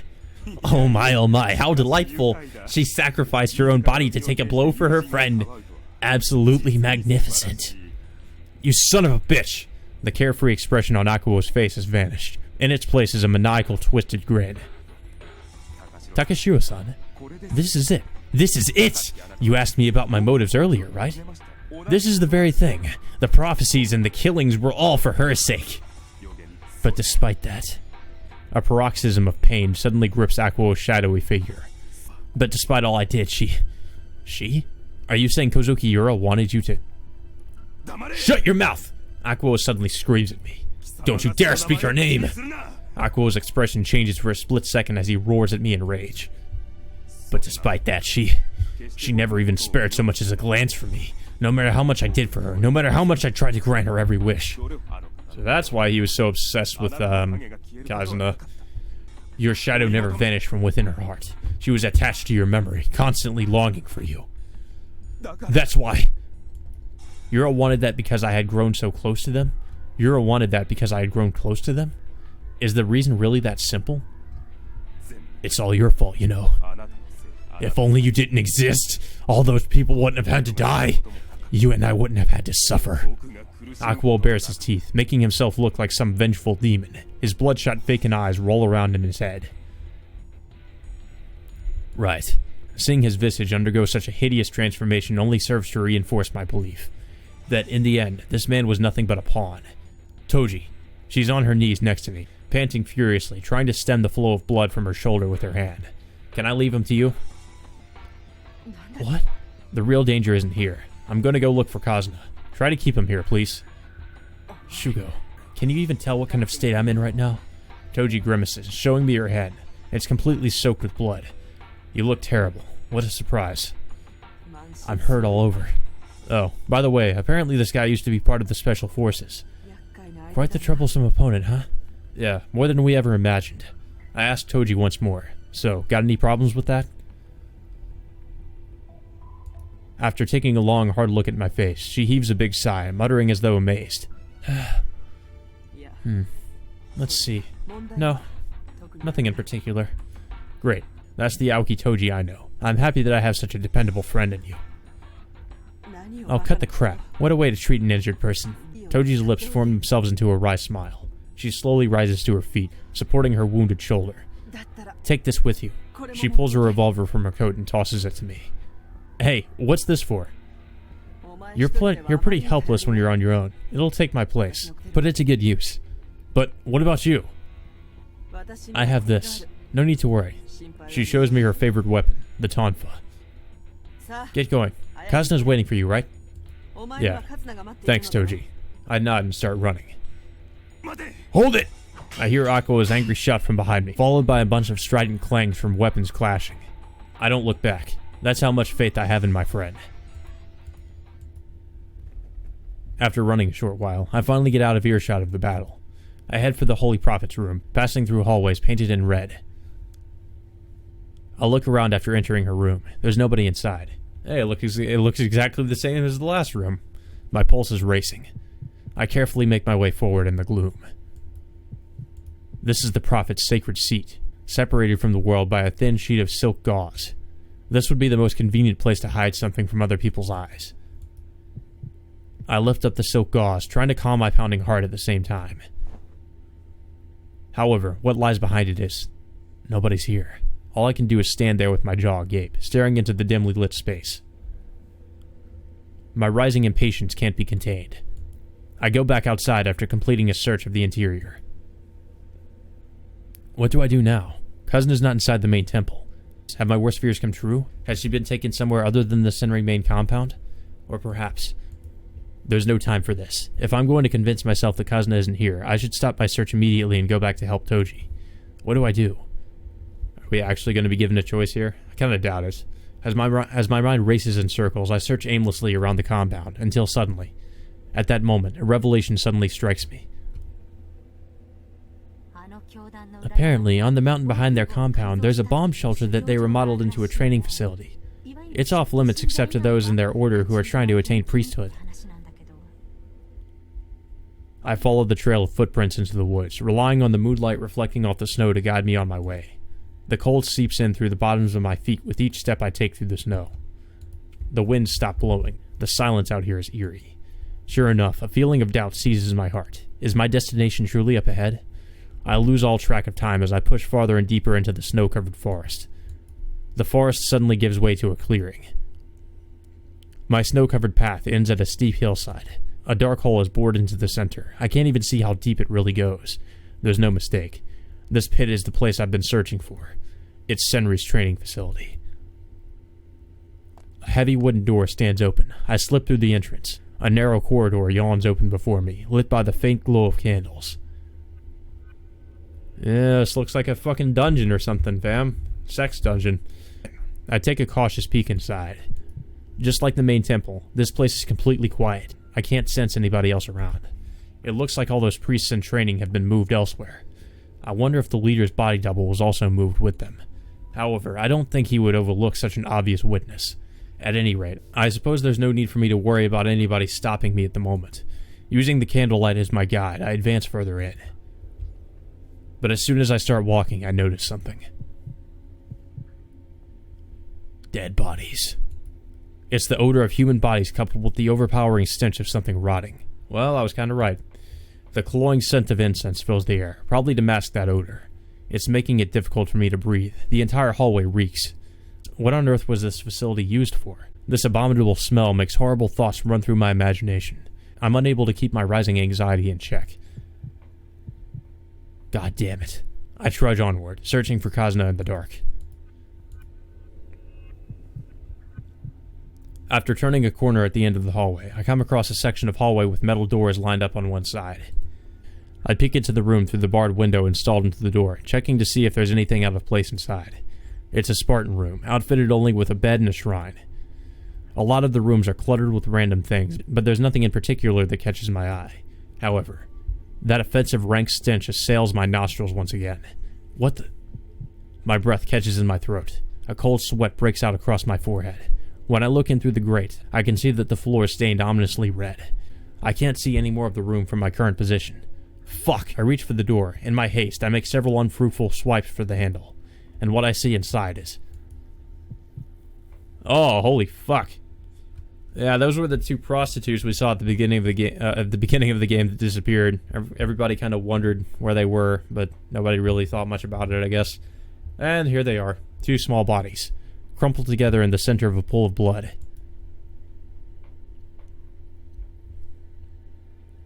Oof, that's rather unpleasant. Hold it! The harsh clangs of weapon striking weapon echo around the room. Ugh. A burning pain lances through Toji's injured left shoulder. The pain is too much to bear, and her tonfa drops to the ground. The wound's much deeper than she imagined. The flow of blood pumping out of it doesn't stop, and Toji's strength is sapped within a split second. Toji allows herself a bitter laugh inside her heart as she supports her wounded shoulder. Even though it's a request from her friend, this job has the odds stacked up overwhelmingly against her. You think you'll stop me with a wound like that? I just don't get it at all. Do you really want to die? I have no intention of doing that. I'm just repaying a friend's trust. Trust? Aquo's lips twist themselves into a scornful grin. Trust? I can't believe I have one of the cold-blooded leaders of the Hand of Death standing in front of me spewing childish bullshit like trust. Aquo seems relaxed and carefree in his actions as he mocks Toji, as though he's confident in his own superiority. However, sheesh. Toji says icily, a wry grin on her face. What a pathetic man you are. What? Nani? Toji charges at Aqua while he's indignant with rage. The pain and blood loss are rapidly sapping her body of strength. As she closes the distance between herself and Aqua, she takes stock of her own condition. At this rate, there's not much time left before her body will cease functioning as she desires. She needs to finish him off and quickly. Bring it on, Aqua Akuma! Toji shouts out a battle cry as she leaps to close the distance between her and her foe.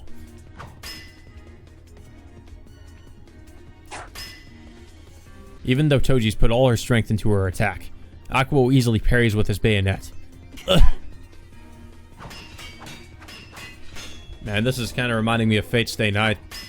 Once, twice, the harsh sounds of combat echo around the temple. Toji's weakened attacks aren't able to land a scratch on Aqua. Then, an unblocked slash cuts deep into Toji's arm. Gah! The pain lances through her entire nervous system. Toji hunches over and tries to retreat out of the range of Aqua's bayonet. Toji's avoided taking any fatal wounds, but now it's only a matter of time before she gets one. Her face is screwed up into a mask of pain. Aqua chases after Toji, mocking her all the way. You got abandoned by your friend, and now you're going to get killed. You're the pathetic one. Am I right, Aoki Toji? Why don't you say it again? What am I, huh? Aqua advances forward as he tries to provoke his opponent with words. He heads toward her relatively unprotected left side and suddenly lashes out with full force. She can't block this. The tonfa is ripped from Toji's numb hand. She doesn't even have time to check where it's flown off to as the butt of Aqua's rifle slams into her stomach. Toji's dashed against the wall. She crumples onto the tatami mat beneath. One of the candles mounted on the wall must have fallen during her impact, as the flames begin to spread onto a piece of gauze hanging from the ceiling. The fire races across the thin fabric. Soon it begins to spread out across the room. Aqua advances through the flames. Ugh. Toji looks around, trying to spot her tonfa. Luckily, she's able to find it within a second. If she can get her weapon back, she'll be able to engage in close combat with Aqua once again. Damn, I guess he wasn't making up the part about being a former member of the Special Forces. Toji murmurs to herself, leaping forward with her own weapon. However, get! Toji's thigh is pinned to the tatami by a knife that Aqua has thrown. Get! Her weapon's been taken away, and now her leg's as good as useless. All she can do now is writhe around on the floor. Ah, that's too bad. Did you think that I only had a single weapon on me? With a mocking smile on his face, Aqua sits on top of Toji, who's lying feebly on the ground. He raises the bayonet with deliberate, exasperating slowness. Well, I'm getting tired of this. I think it's about time we finish this off, She lies there, broken and battered. There's nothing else she can do. Toji's in quite a fix now. However, strangely enough, Toji's lips form themselves into a smile. Even though she's backed up against the wall here, the deep laughter just won't stop. So after all this, does Kozukiyura love you? Aqua's hand freezes in place. You're nothing but a puppet that Kozukiyura's been using. That's why I called you pathetic. Ugh! A harsh groan claws his way out from the depths of Aqua's throat. He shifts his rifle to another hand and uses his fist to punch Toji in the face. Gah! You need to shut your mouth.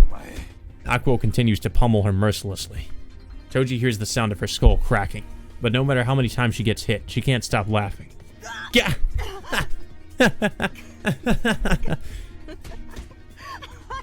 I see how it is, Toji thinks to herself. It's amazing that just guessing what was in his mind caused him to get so upset. He's definitely not the monstrous type of guy to go about committing all those bizarre murders. with that line of reasoning in mind. If he's the one that killed Kozuki-yura, then. I knew it. You were just a miserable guy that got his ass dumped. Shut up! Akuo, enraged, lifts up his bayonet with both hands and brings it down as hard as he can. Oof. Oh man, well Toji's fucking dead. Ooh. Well, she had a knife hidden the whole time. Damn. Toji isn't able to dodge. Gah! Toji's final weapon, her trump card, ends up being her hairpin. Oh, it was a hairpin. Holy shit, yeah, that's right. Damn. The deadly blow is thrust straight through Akuo's eyeball and into the recesses of his brain. Akuo's body shudders as he screams. A large amount of blood starts to drip out of the corner of his mouth. And he collapses on top of Toji, without so much as a twitch afterwards. In the burning flames, with her wounded body stretched out on the floor, Toji thinks to herself, Akuo was motivated solely by his twisted jealousy and desire for the leader. But the thing is, Toji allows herself a wry smile. She's pretty much the same. She harbors a bit of hatred within her own heart for the woman who haunts Shugo's memories. So, Toji gently strokes the cheek of the man who lies dead upon her chest. Guess I can't ridicule him that much. With a wan smile on her face, Toji slowly closes her eyes. The inferno tearing through the temple slowly starts to engulf the entire building. As the heat from the blaze warms her cheeks, Toji's consciousness is swallowed up by the darkness. Oh boy. Oh, Toji's not in a very good position there, is she?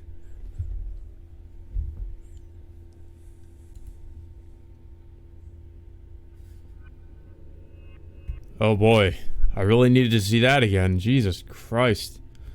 Why would he do this? Well, I mean, that's actually a really good question. What? Well, we've seen worse. Their small bodies are clad in blood-stained religious attire. The fresh smell of blood reaches my nostrils. My God, I hadn't recognized them straight off because their eyes had been gouged out. Koyuki and Seri. The two girls lying dead in front of me are none other than the former Yukishiro employees. Why are they here? Well, if the brief conversations we've had with them, they were spouting some really incomprehensible, weird shit that made me a little bit suspicious of like what they were getting into. Now we finally found out. No, I already partially know the answer to that question. Madame Ojaku had complained about them to me before. These two girls had fallen prey to Senri, run away from the Yukishiro, and started living in the church as priestesses. But there's one thing I still don't know. Why were they murdered? My theory's been completely debunked. Why on earth would they have had to murder these two girls? However, I have no time to consider the implications behind this, as the sound of footsteps suddenly breaks the silence. It's the click of footsteps walking down that empty hallway. My thought process is rudely interrupted. There's a very good chance that the footsteps belong to him. However, there's nowhere to hide in this store room. As I stand there, petrified, the origin of those footsteps appears out of the darkness. Well, well, his voice echoes around the room. It's a deep, intellectual-sounding voice I know very well. Guess who, motherfucker? Is anybody surprised? Is anybody surprised this shady-looking guy is actually involved in this whole thing? I remember telling you not to come here until we'd gathered all the evidence, right? What are you doing here, Arashima-san? I'm careful not to let my guard down, in spite of what I'm asking. He's acting entirely on his own without having brought along a partner. Arashima-san's appearance here is highly suspicious. I came here to warn my former subordinate, since I was wondering if he'd take the initiative and do something reckless. How's that sound? I'm not quite sure I believe that. Arashima-san lets out a merry chuckle. I guess you're right. With his right hand stuck in his coat pocket, Arashima-san casually enters the room. Man, this is pretty brutal. He glances over at the two corpses and chuckles as though amazed. Although I've seen much worse than this. Who killed them? Was it you, Shugo? What reason would he have to kill them, and why the hell would he poke their eyes out of all things? Oh, give me a break. I think you know perfectly well who killed these two, Arashima-san. Oh? And why would I know that? For a split second, I'm at a loss for words. However, I've already figured out the answer. I've pondered it countless times. It's even made me doubt myself. However, the confidence I have in my conclusion is unshakable. I slowly open my mouth and give him my answer. Arashima-san, you're the mastermind behind all the murders Senri has committed these past few weeks. Silence. Arashima-san's face remains impassive. You embezzled all of Senri's secret funds and then murdered Chigusa Tokiko, who dared to show defiance. Wow, it was him? That's... I don't know if he directly did it, though. There's no way. I mean, he would have had to have been really quick to do it. Unless he put somebody up to it. I still am going with my theory that it was Yura that did it. That's the only thing that really makes sense, because, like the guy who was guarding the door said, it was somebody that looked like Yura, or, well, somebody that basically resembled, basically it's somebody that looked like Kazuna. So that's the only conclusion I could think of. I'd be surprised. I don't know how he did it himself unless he came in through the window or something. And now you're trying to erase the existence of Senri itself before everything gets publicized. So that's what the fire was about. That's what the fire was about in the normal ending. You have quite an overactive imagination, but there's one thing that's off. Chigusa Tokiko committed suicide. There's no way I would have actually killed anyone. Sure, that's what it may look like on the surface. However, it was obviously a setup. You just want to lump all the blame for Senri's crimes onto Chigusa Tokiko and Akuo Akuma. No, there's something wrong with that as well. Nobody except Kozuki Kazuna was confirmed to have entered or exited your room. Yeah, that's what I was thinking too. Or, are you implying that I conspired with Kozuki Kazuna to kill Chigusa Tokiko? I guess you could say that, in a way. But consider this. What if the person who entered the room was not Kazuna, but another person altogether? Oh? Arashima-san grins happily after he hears that. Interesting. Why don't you explain? Oh, I will. I'm kind of creeped out by how relaxed Arashima-san seems, but I continue telling him what I've deduced. Let's start by taking a look at the crime scene. The number of people who knew I was hiding Chigusa Tokiko in the room was extremely limited. Kozuki Kazuna and I carried her to my room and looked after her. Then there was Aoki Toji, who came to my room to deliver a name list of Senri members. We can be certain of those 3 people. There may have been people who saw us carry her over, but that neighborhood is part of Toji's turf. It's hard to imagine one of her people squealing on us to Senri. So in essence, I had temporarily secured Chigusa Tokiko's immediate safety. Now if this was Garno Shoujo, then you'd basically be doing the whole reasoning minigame here. It's like, who could have done it? I stopped for a moment to see Arashima-san's reaction. However, there's absolutely no change. He's just silently listening to what I have to say. And I resumed my speech once again. After I'd heard all about Senri's internal affairs from her, I met with a certain man to try to negotiate her protection, as well as expose the church. Of course, that person was none other than you, Arashima-san. The moment those words come out of my mouth, I feel a twinge of pain deep within my heart. Chigusa Tokiko died due to my negligence. I told Arashima-san about her whereabouts, the very man who was looking to take her life. I'm the one who summoned the Grim Reaper for her. The guilt feels like a ball of lead in my stomach.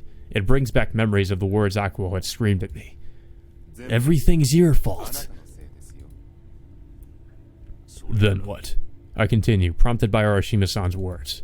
Well, you were able to get Chigusa Tokiko's condition out of me. That's right. At that time, Arashima-san learned 3 pieces of information. Conveniently for you, Toji and I were away from the room. We were the ones who might have caused any trouble. In addition, Kazuna, who was in shock from hearing of her sister's death, had run away. Chigusa Tokiko was sleeping in there all by herself. And one last thing, Toji had one of her henchmen stationed in front of the door, keeping guard over the entrance. You left your seat for a moment during the middle of our conversation, right? I'm gonna go cool my head for a bit outside. I'll come back after I've had a smoke. So you just wait here, Shugo. But you didn't go have a smoke. You instead contacted Senri headquarters and ordered them to deal with Chigusa Tokiko. Well, that kind of makes sense. Now the pieces are kind of falling into place, aren't they? Well, am I wrong? What Chigusa Tokiko didn't know about was your involvement with the cult, something probably only Akuo and the leader knew. Which means that the only people you allowed to act during that time were those 2. You used them to think up a way to make it look like Chigusa Tokiko committed suicide. And this is how your plan worked. You had them wait nearby my apartment, then kidnapped Kazuna on her way back. The person who carried this out was probably Akuo, as he and Kazuna were friends, and she wouldn't think it strange if he approached her. Next, you had the leader's body double, the woman named Hyo by the Hand of Death. You had her pretend to be Kazuna and head to my room. Of course, she was probably wearing Kazuna's clothes at that point. Because Hyo was Yura's body double, that means their faces were pretty much similar, which means that it would be entirely possible for Toji's man to mistake her for Kazuna. To sum it up, the person who came to my room was not Kazuna, but in fact another person who looked like her. And you were saying that this woman hanged Chigusa Tokiko. Well, she was thin and emaciated from her drug habit, plus her exhaustion caused her to sleep pretty heavily. One person alone would probably have been enough to make it look like a suicide. This seems like a rather sloppy plan, though. For such a hastily scrapped-together plan, it seems nearly miraculous the way they were able to pull it off. And what's more, the plan would have been fundamentally screwed if Kazuna had come back or if they hadn't been able to find Kazuna in town. What would they have done in those situations? Well, let's see. Indeed, there is a possibility Chigusa Tokiko's suicide could be faked using that method. Kazuna would be the only other option, but she's not a killer, nor did she have any reason to kill. What's more, it was in your best interest for the investigation to quickly label her death as a suicide. Some people might have thought it suspicious, but at the very least, it would buy you some valuable time. I see. Your story does connect most of the dots, however, you're still missing the most important parts. Huh? Evidence and a motive. After all, your story is nothing but a simple hypothesis. It's nothing but circumstantial evidence. Isn't calling me the culprit using your theories exactly the type of thing the military police does? The very military police that you despise so much. It's because you were the core of that group of three. Oh? Very few people know about you. You thought you could make it if you worked fast. That's why you needed to make a witness like her exit the stage as quietly as possible. It was also you could buy time to erase the traces linking yourself to the cult. Silence is the only reply I get from him. Arashima-san's face is shrouded in shadows, and I can't see what kind of expression he's making right now. You know, I always thought something was fishy from the very beginning. I started linking all the puzzle pieces together as I talk. An ex-Special Forces soldier, Akuo Akuma, a girl belonging to a well-known family in Zushi, Kozoki Yura, and a new religion established in Ueno called Senri. No matter how much I investigated, connections between those three entities just wouldn't show up. Akuo Akuma and Kozoki Yura suddenly showed up in Ueno 2 years ago, seizing the reins of power behind Senri. Under normal circumstances, those three entities wouldn't have crossed each other's paths, so what happened that tied their fates together? That's something that's always been a mystery to me. Arashima-san doesn't so much as budge. The breeze blowing through makes the candles flicker, causing our shadows to expand and contract. Well, I just figured that out. It meant that there was someone at the core of the group. And you're saying that person is me? Yep. Ridiculous! What a hurtful accusation! Sorry, but I went ahead and investigated your background, Arashima-san. I forcibly interrupt him in mid-sentence.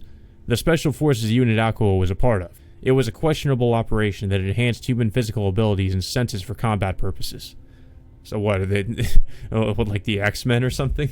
This is starting to get into sci-fi territory. It was influenced by the activities of the Third Reich. At that time, concentrating on the occult was an especially attractive proposal to those in our military top brass. He allows himself a derisive chuckle. And that's where you met Akuo. You were his commanding officer in that unit, Arashima-san. Your name was different at that time, right? Before you married into the Arashima family, you were Narahashi Kazuma. Oh, Narahashi, there's that name again. In other words, you lived an entirely different life before we met on the battlefield, right? Well.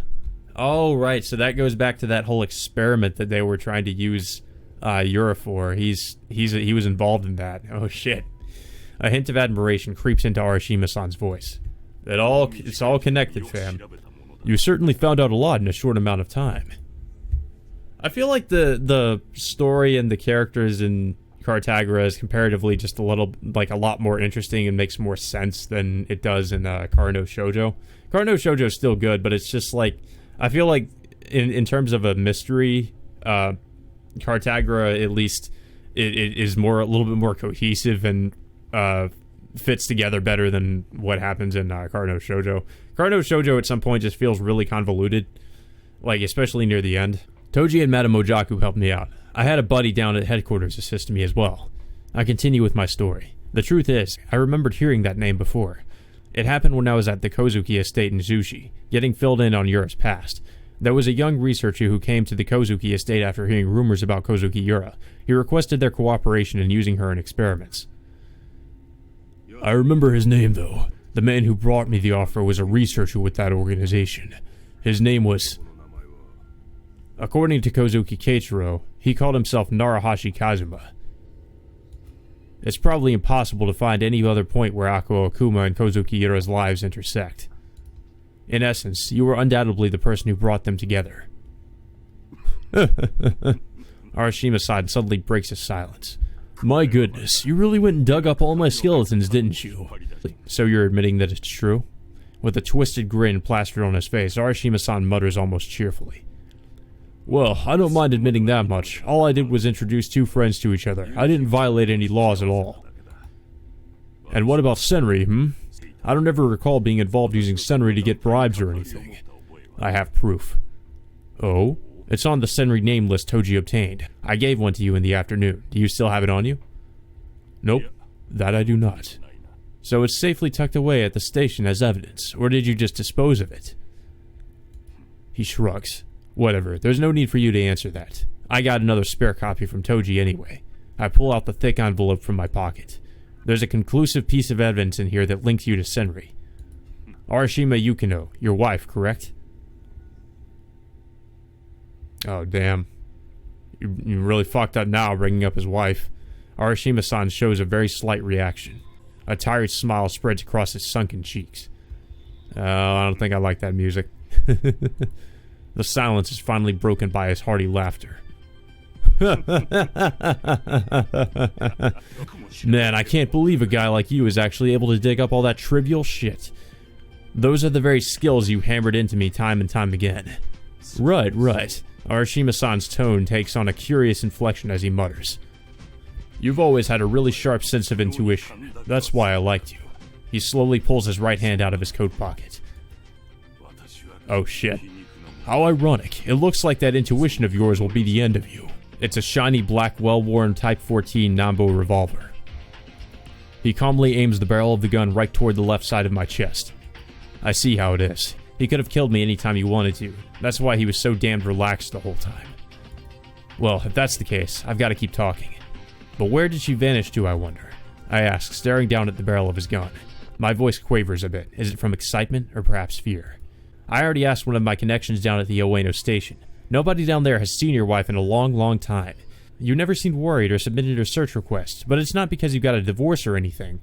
Her disappearance coincided with the time period in which Senri was undergoing rapid growth and expansion. I wonder if this coincidence points to anything, hey?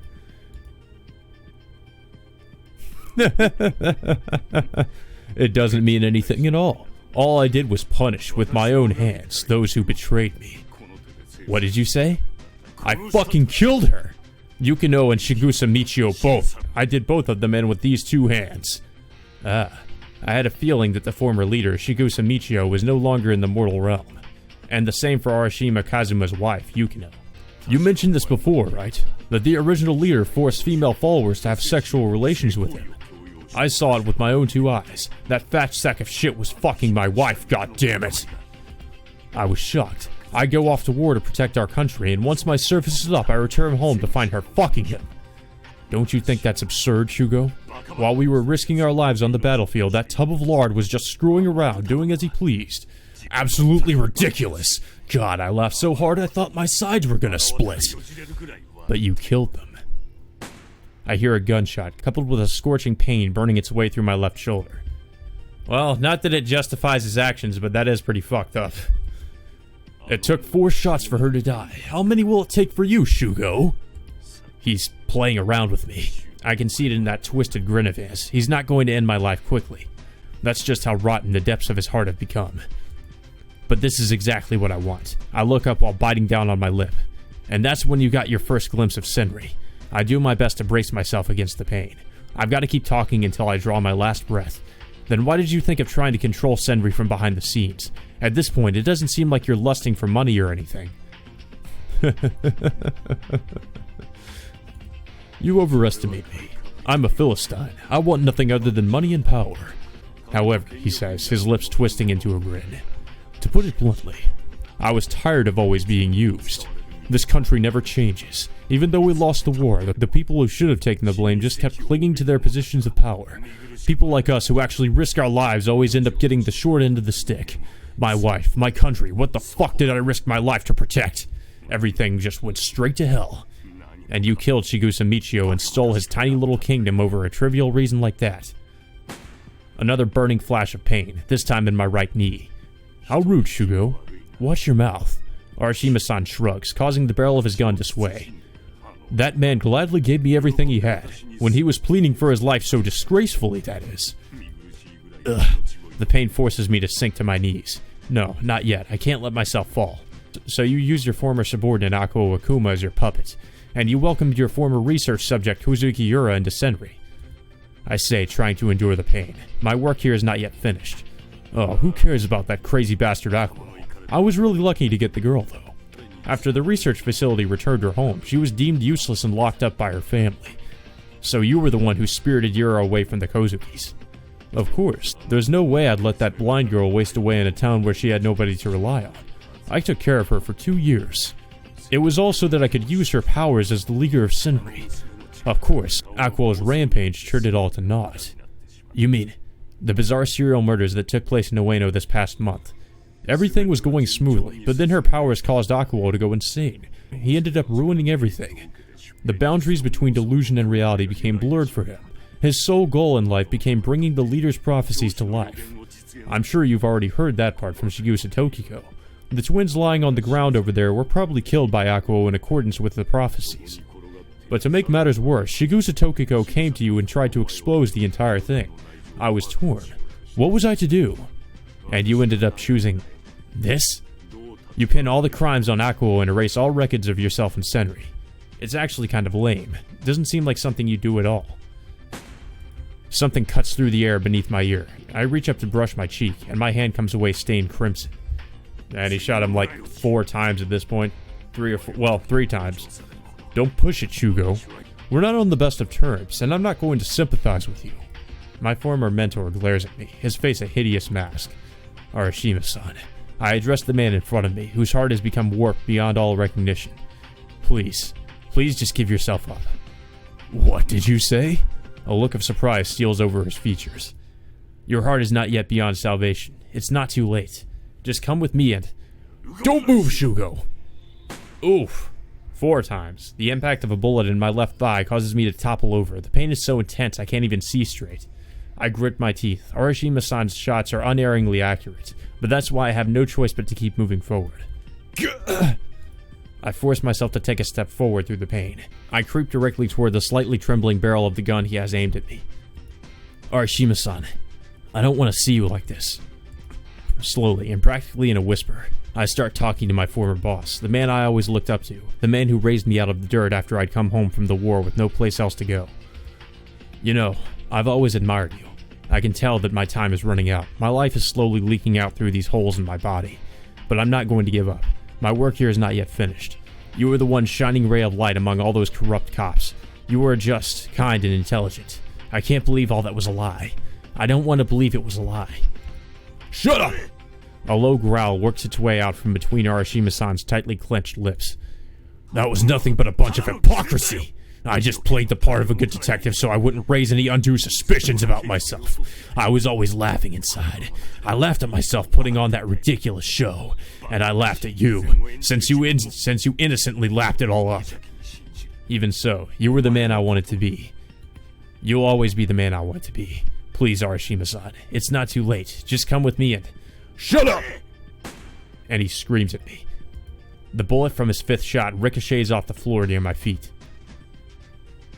I stop and look up to see. I think it's time we put this to an end. He places the muzzle against my forehead. Arashima-san. Shugo. I'm not as big an idiot as you may think. I know you're just trying to stall for time. What a pity, though. You know your buddy Aokitoji? She's not coming to save you. She stayed behind in the main temple with Akuo, right? That building's one big burning mess right now. What? Toji's dead? My whole body freezes. Oh well, that saves me some work. I was gonna burn this place down anyway. Looks like you wasted all that time trying to drag our conversations out, huh? He slowly reaches for the trigger.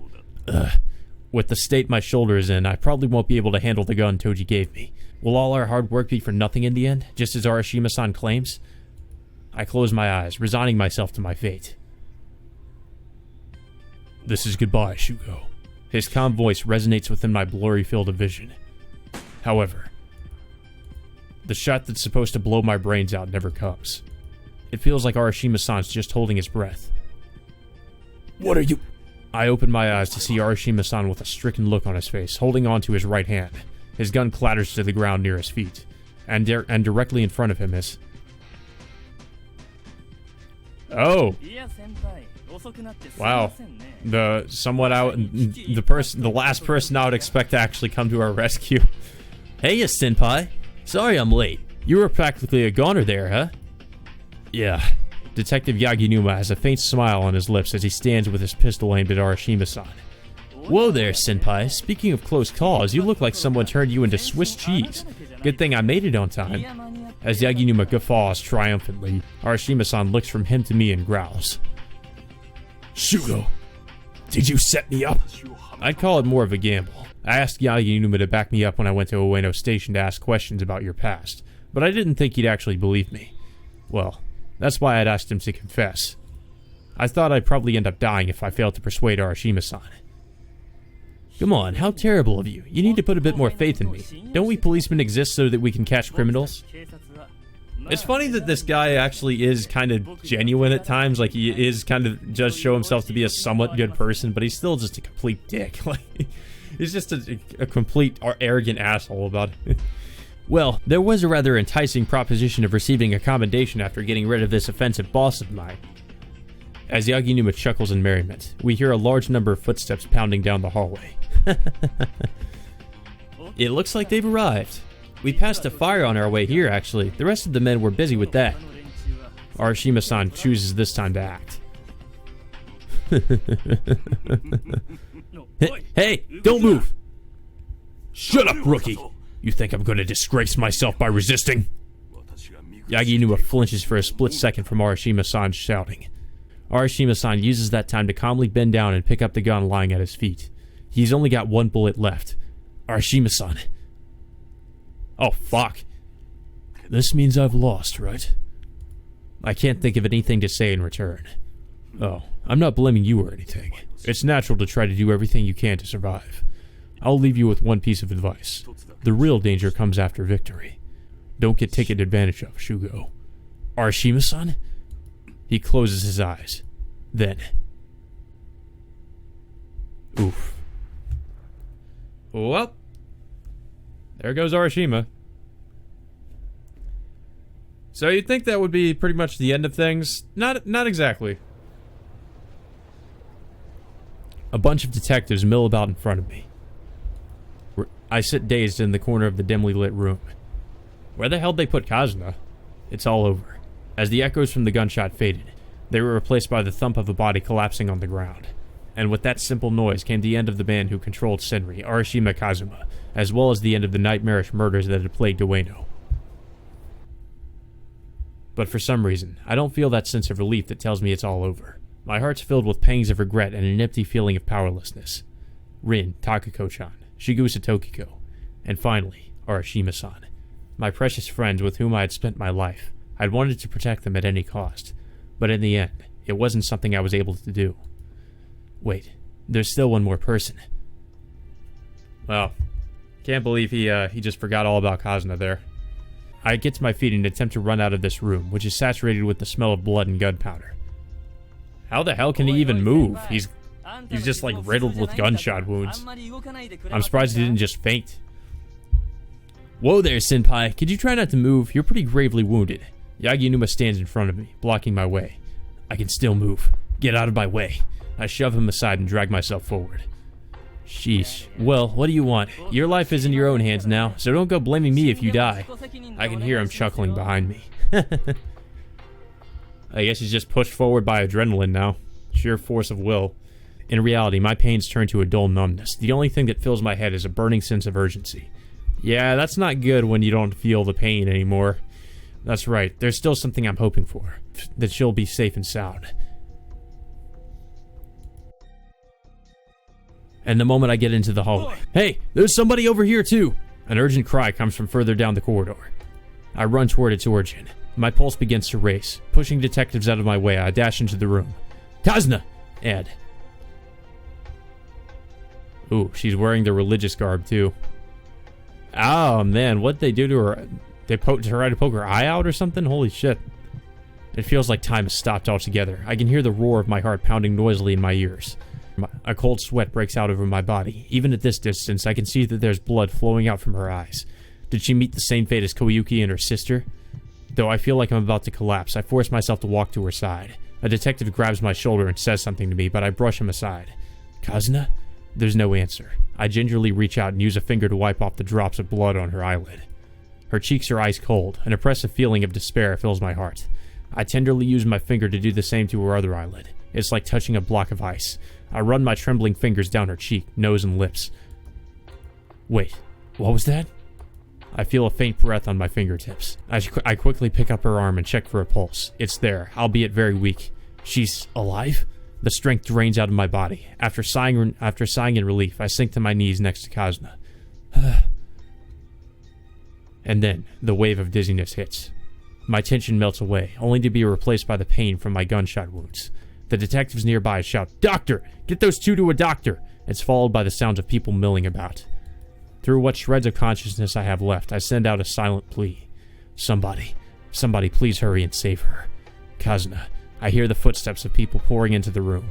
I don't even get the chance to check who they are, as my consciousness chooses that moment to fade. Well,